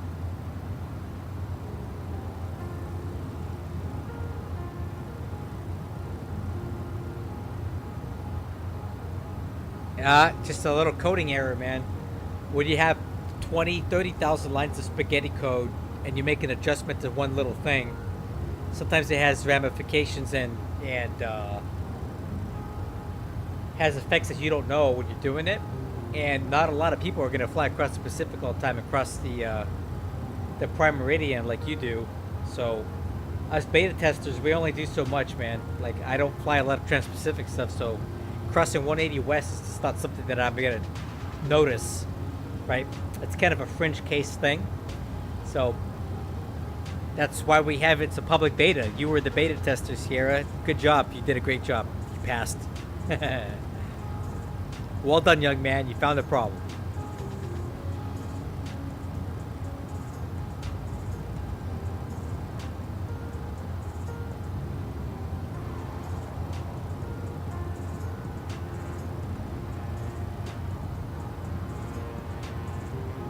Unfortunately, I don't control that, man. I'm sorry. The only reason I was able to get on the team was all the work that I did to try to fix the flight control issues with the flight model. I emailed it to them, and they're like, "Hey, I see that you're on. I see that you have some, a little something." And then that rest is history.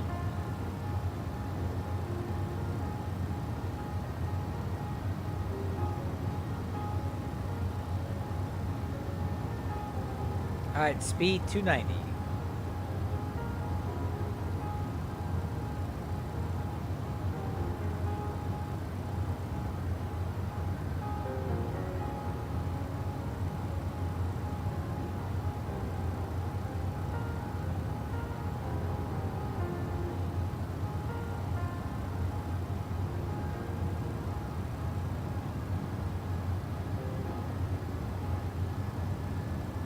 Okay, profile 21.5.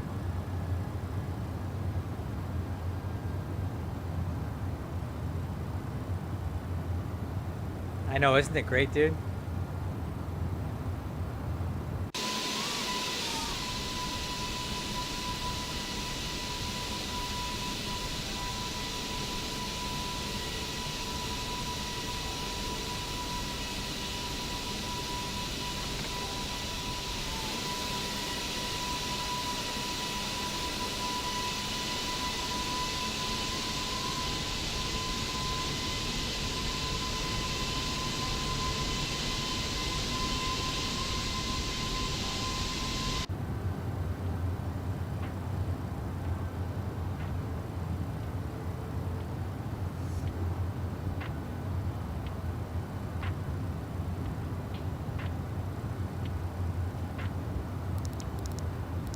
No, I'm not gonna add drag.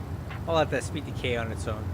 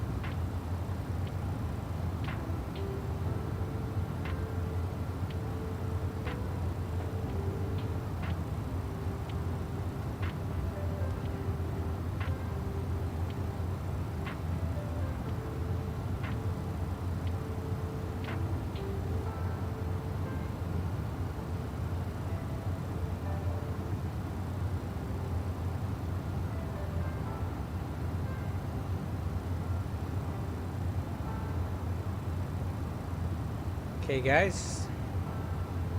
On profile, on speed. Next waypoint will be Burgee at 18,000.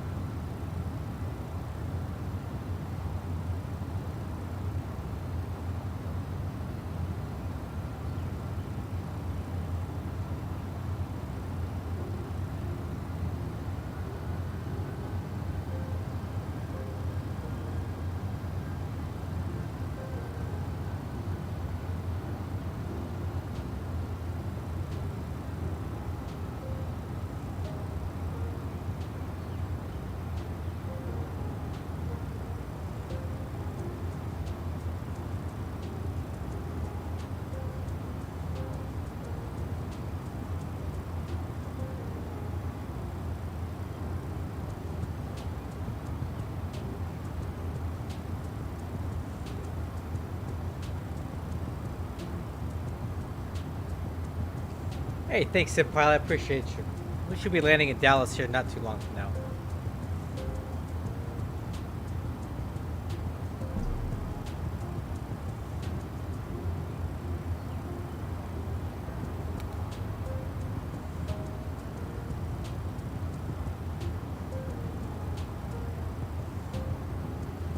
Alright, let me grab that altimeter setting again.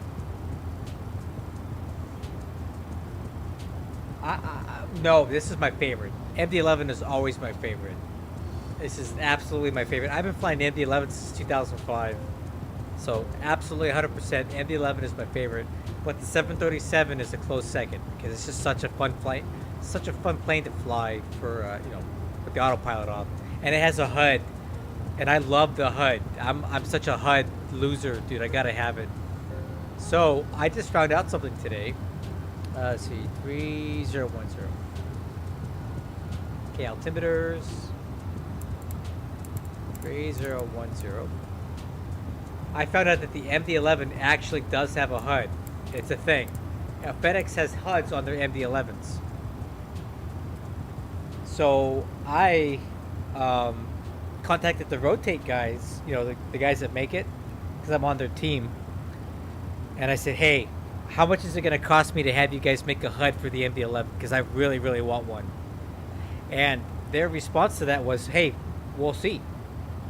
It wasn't like, no, we're not doing that, or absolutely not, we're not putting a HUD in there. It was, add it to our tracker, we'll put it on a list of things to do. So they're actually not opposed to putting a HUD on the MD-11. I'm going to tell you right now, if they put a HUD on the MD-11, I don't know if I'm ever going to fly another plane again, because I love the HUD. As you guys know, every landing I do on a 737, I use the HUD, even if I don't need it, because I just love the information it provides. And to have a HUD on the MD-11 would be like a dream come true. And the Rotate guy said, it's within the realm of possibility. So, yeah, that's good news, guys. We might be getting a HUD in the future.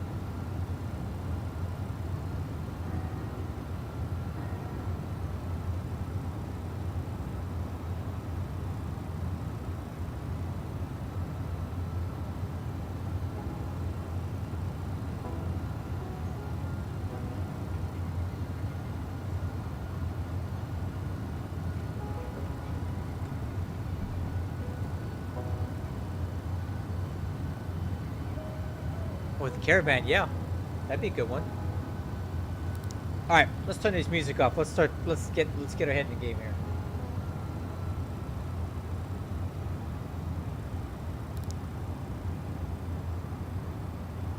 Okay, speed 240, altitude 12.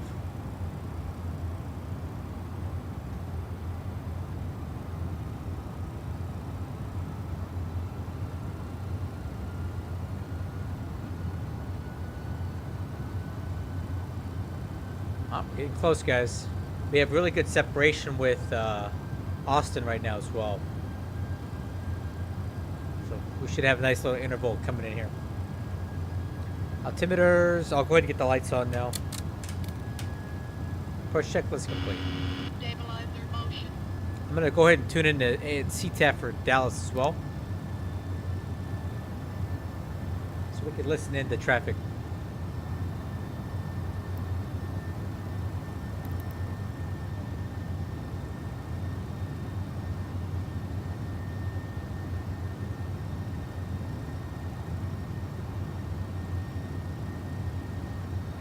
The 747, if you're talking about the fellas, is going to be a large learning curve.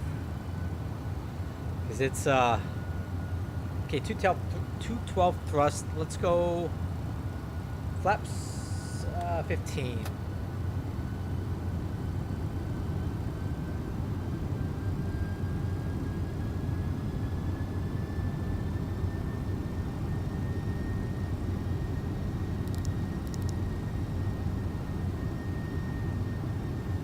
Okay, profile of the 4.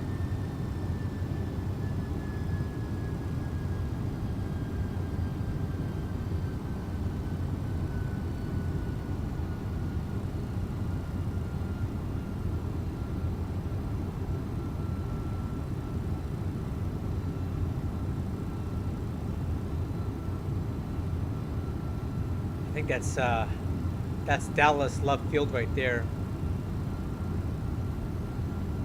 Of course, there's a Southwest guy down there, right? Yeah, me too, Sierra. I really want that plane. I just hope it's good, and I hope it's got really good sounds. I wanted to get on their beta team and also sim specs. Yeah, hey, Stockfish, if you want to wait till I land, I'll be happy to show you my graphic settings. If I don't want to do it right now because it's gonna pause my sim and we're on approach here. So just hang out a few minutes and I'll be happy to show you my graphic settings, but remind me when we stop to do that. But I'll give you a good landing in the meantime. How's that?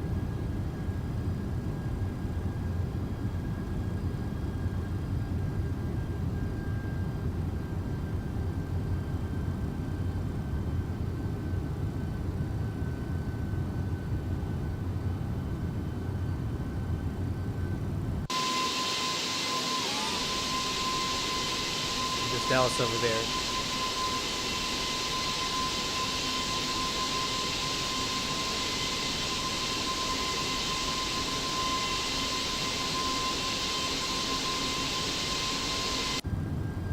I hope so, man. I'm a real big stick and rudder guy on flight sims, so I'll like to fly the crap out of that plane. Alright, I'm gonna go ahead and do vertical speed. Let's do 2,000 feet a minute because I want to get down a little bit faster. We're going to cut in on inside this thing here. Oh, Cart, why you got to talk like that, man? You about to get yourself jacked up. Sierra, go handle this dude, man. He's talking trash, this guy. Over here on, he's too afraid to come over to YouTube. He's hiding he's hiding on Twitch right now. He's scared because he knows if he comes over here, he's gonna get jacked up.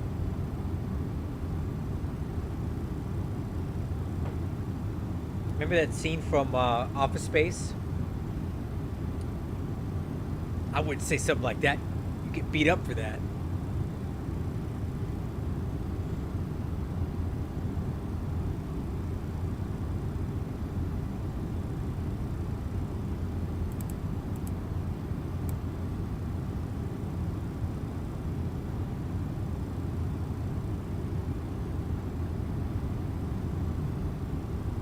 Alright, I'm going to start focusing, so I'm not ignoring the chat, but I have to look ahead here, so I'll catch up on you guys in a little bit.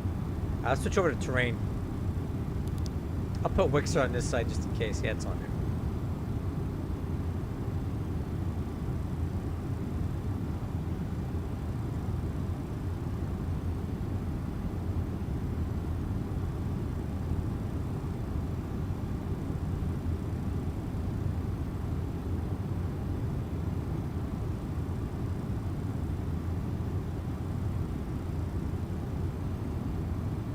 Alright, speed 180 thrust. We're a little bit fast, but we'll let that decay as we come out of this descent.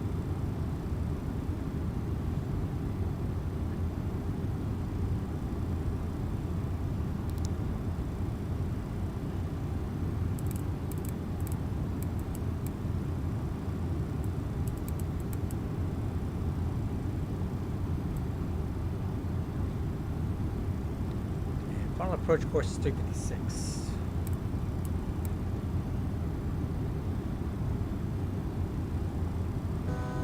Altitude. 1,000 to go. Alright, let's go vertical speed 1,000 and heading select.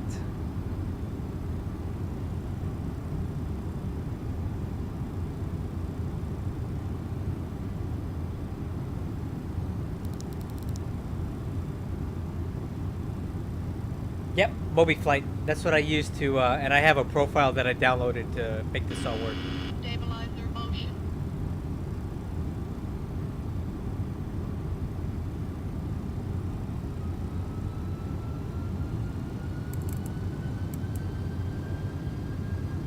Uh, 190 thrust.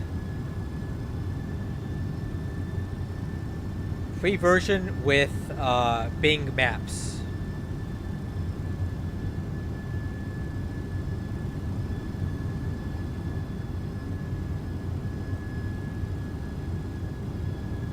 I'm going to start a gradual descent down to 3,000. Let's just do 500 feet a minute vertical speed. Because I'm going to start I'm going to enter the glide, I'm going to enter the localizer with a 30-degree intercept. So if I do that, we're going to cut in, we're going to be below, we're going to be too high for the glide slope is what I'm trying to say. Because we're going to be in front of Allen when we make this turn. If you look on the ND.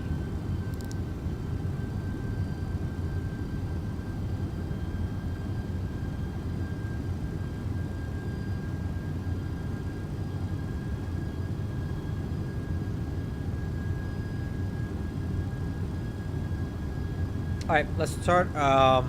So final approach course is 356. Let's go with 326 on the heading. And we'll arm approach. Approach land. Heading select 326.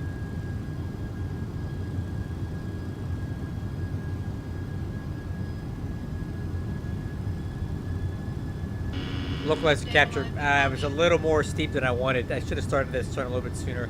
So we're going to end up flying through the localizer and I'm going to have to correct to the right. That's on me. I didn't start this turn soon enough. Forward traffic, good evening. UPS 2181 heavy on the ILS 36 left approach.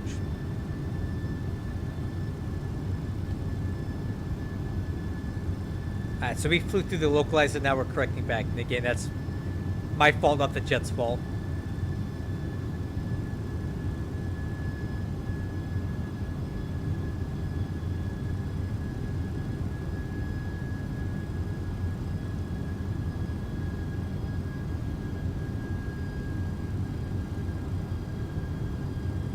Okay, and there's Austin and his 777 up there.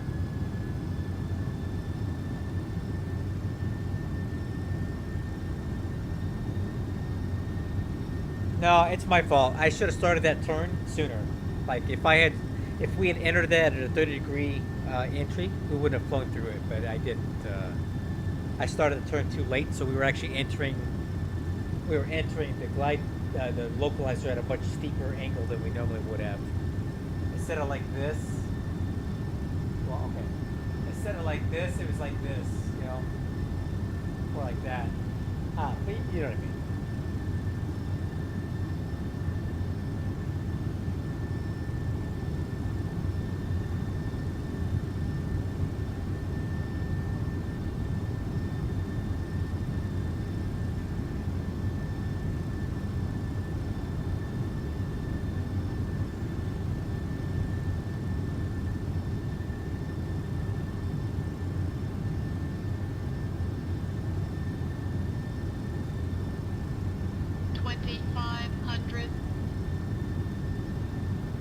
AJ, the reason that they're popping like this is because I have my draw distance really low. So, because I'm streaming, I lose a lot of frame rate streaming like this. So I turn my draw distance lower. If I had it out much higher, these lights would be popping much sooner. That's just because I'm streaming. 2500. Okay, glide slope's live.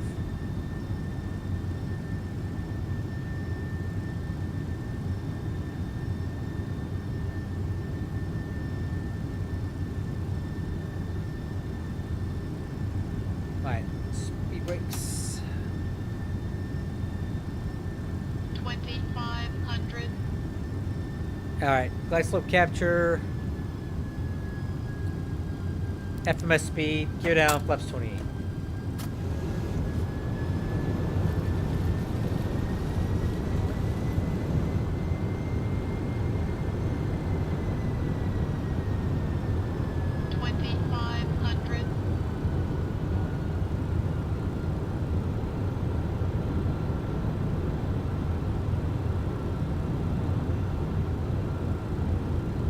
Alright, flaps 35. Landing checklist. Okay, landing gears down, port green, spoiler handle is armed, auto brakes, minimum, flaps and slats 35, EAD is checked, mid-switch altitude set.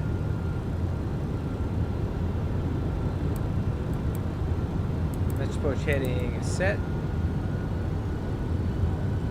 Forward traffic, UPS 2181 on 5036 left. Clear to land. Alright.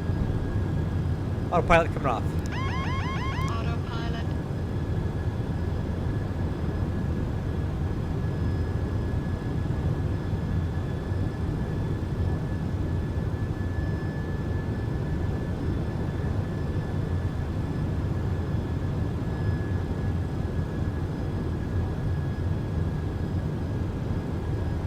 The approach not set. Where exactly am I supposed to set that?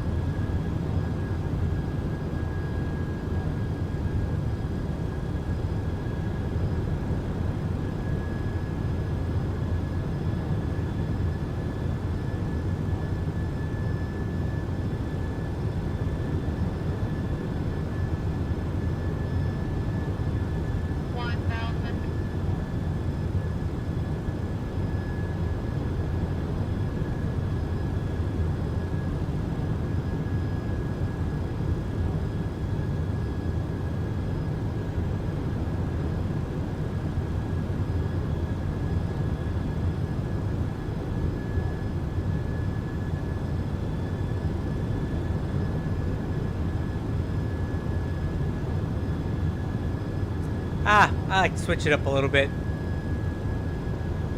I go back and forth with it, man. 500.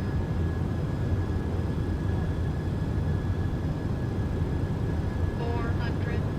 Approaching minimum. 300. Minimum. Continue. 200.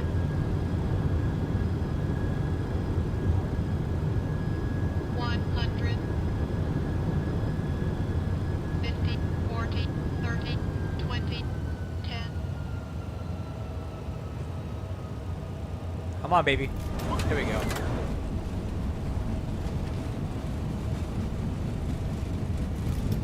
Spoilers deployed. Okay, first 1 and 3, idle.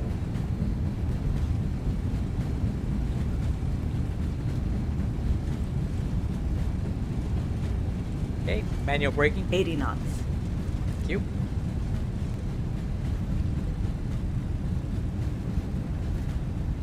All the way up.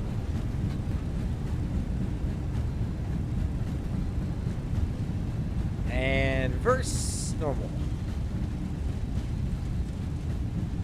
Taking it all the way to the end.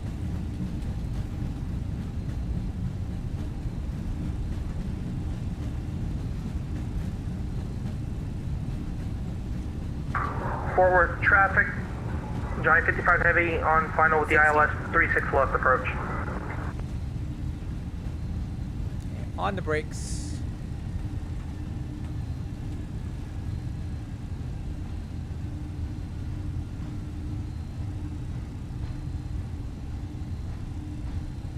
So my XRAS isn't working anymore. I think I messed it up.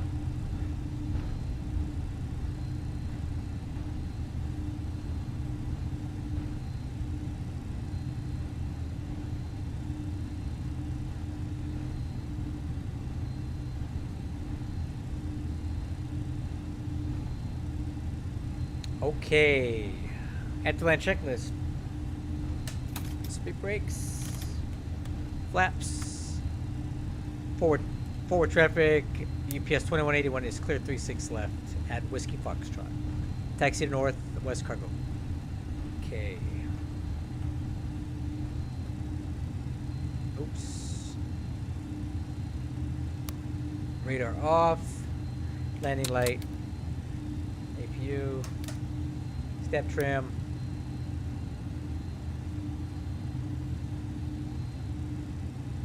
Dang, that was a pretty good landing. 56 feet per minute.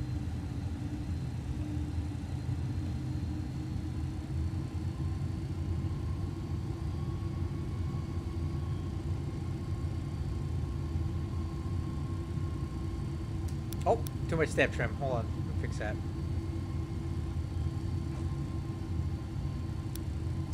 Alright, head to land checklist complete.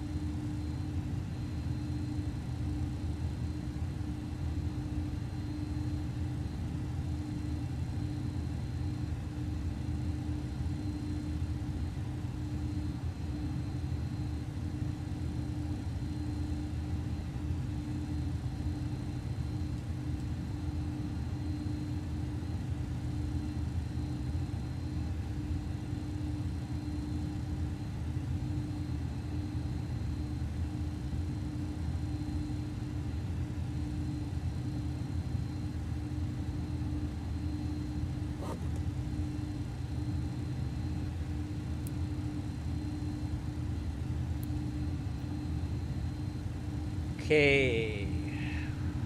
Transponder. Kill switches.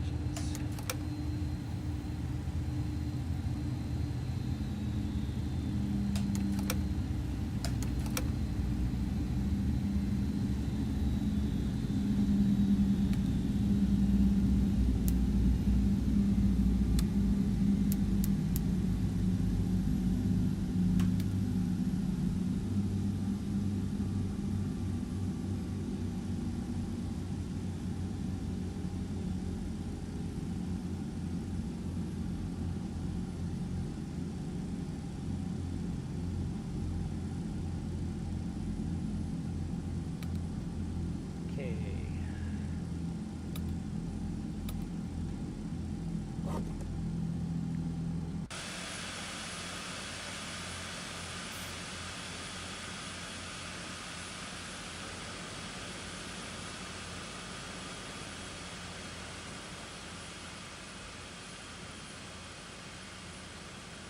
Well, there you go, guys. Another successful flight, the MD-11. Let's look at the landing data stuff just a little bit more. All right.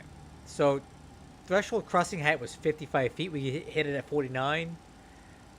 Threshold distance, a little long, but the touchdown zone length is 2,900 feet for this runway, so we're within the limit. Uh-oh. What'd I do? Oh, you gotta be kidding me.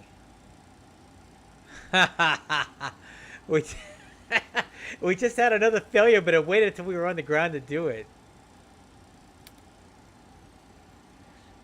Hold on, let me see here. We just lost our MFDs here.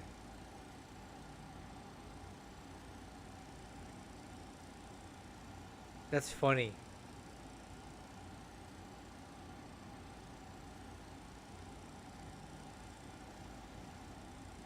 We just...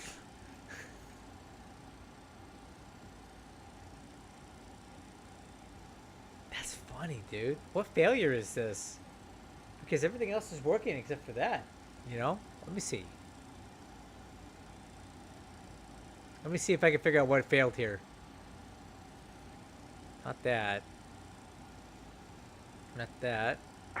Forward traffic, giant 55 heavy, exiting 36 up to Whiskey Kilo. Oh! The EU1 failed. Hmm. So how would we fix that? Let me see. What if we did... How would we get these back on? I gotta try to remember here. Let me see. Would it be... Yep, there we go. So we would switch this over to aux.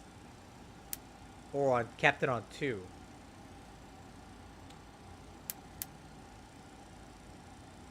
Yeah, so DEU1 failed. Check that out.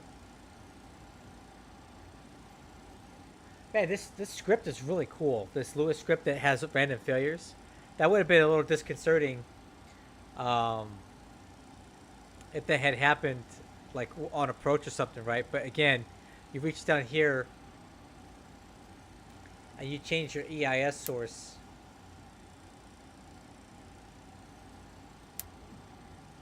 That's pretty cool though. So we had another failure, guys. So that's 2 failures. All right. So somebody was asking for my my sim settings. Let me show them to you now.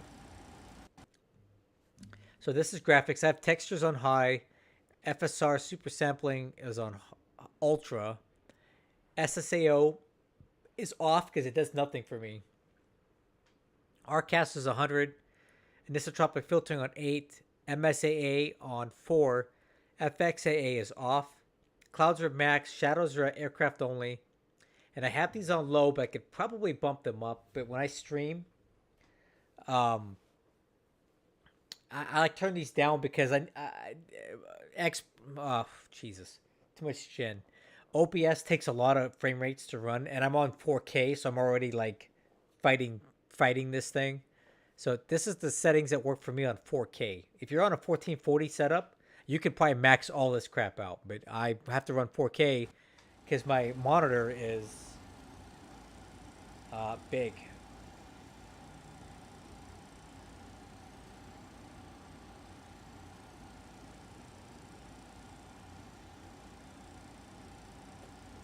Yeah, so there you go.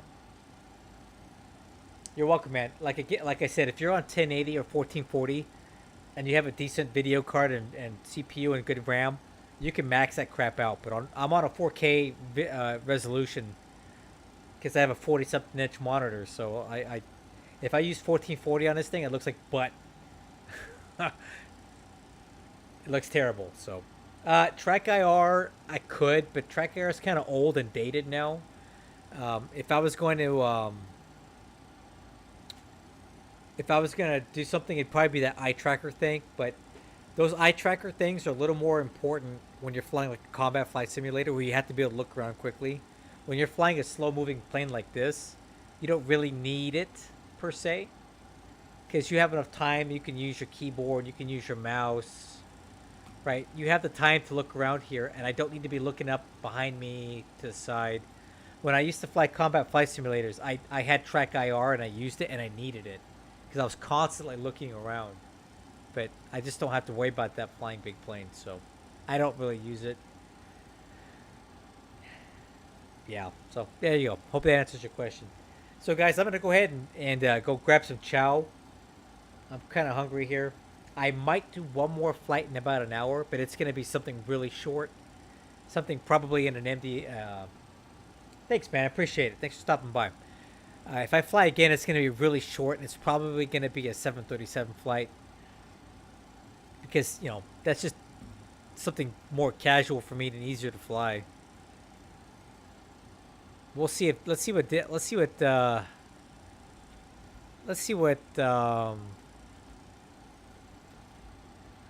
You know me, I always love my... Oof.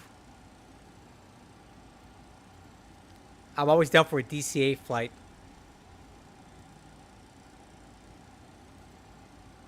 Ah, they're landing 1-9. Thanks, Sierra. I might come back in a 737 and do a 1.9 approach. Because, you know, I love me that kind of stuff. So we'll see. Catch you guys on the next one. Bye-bye.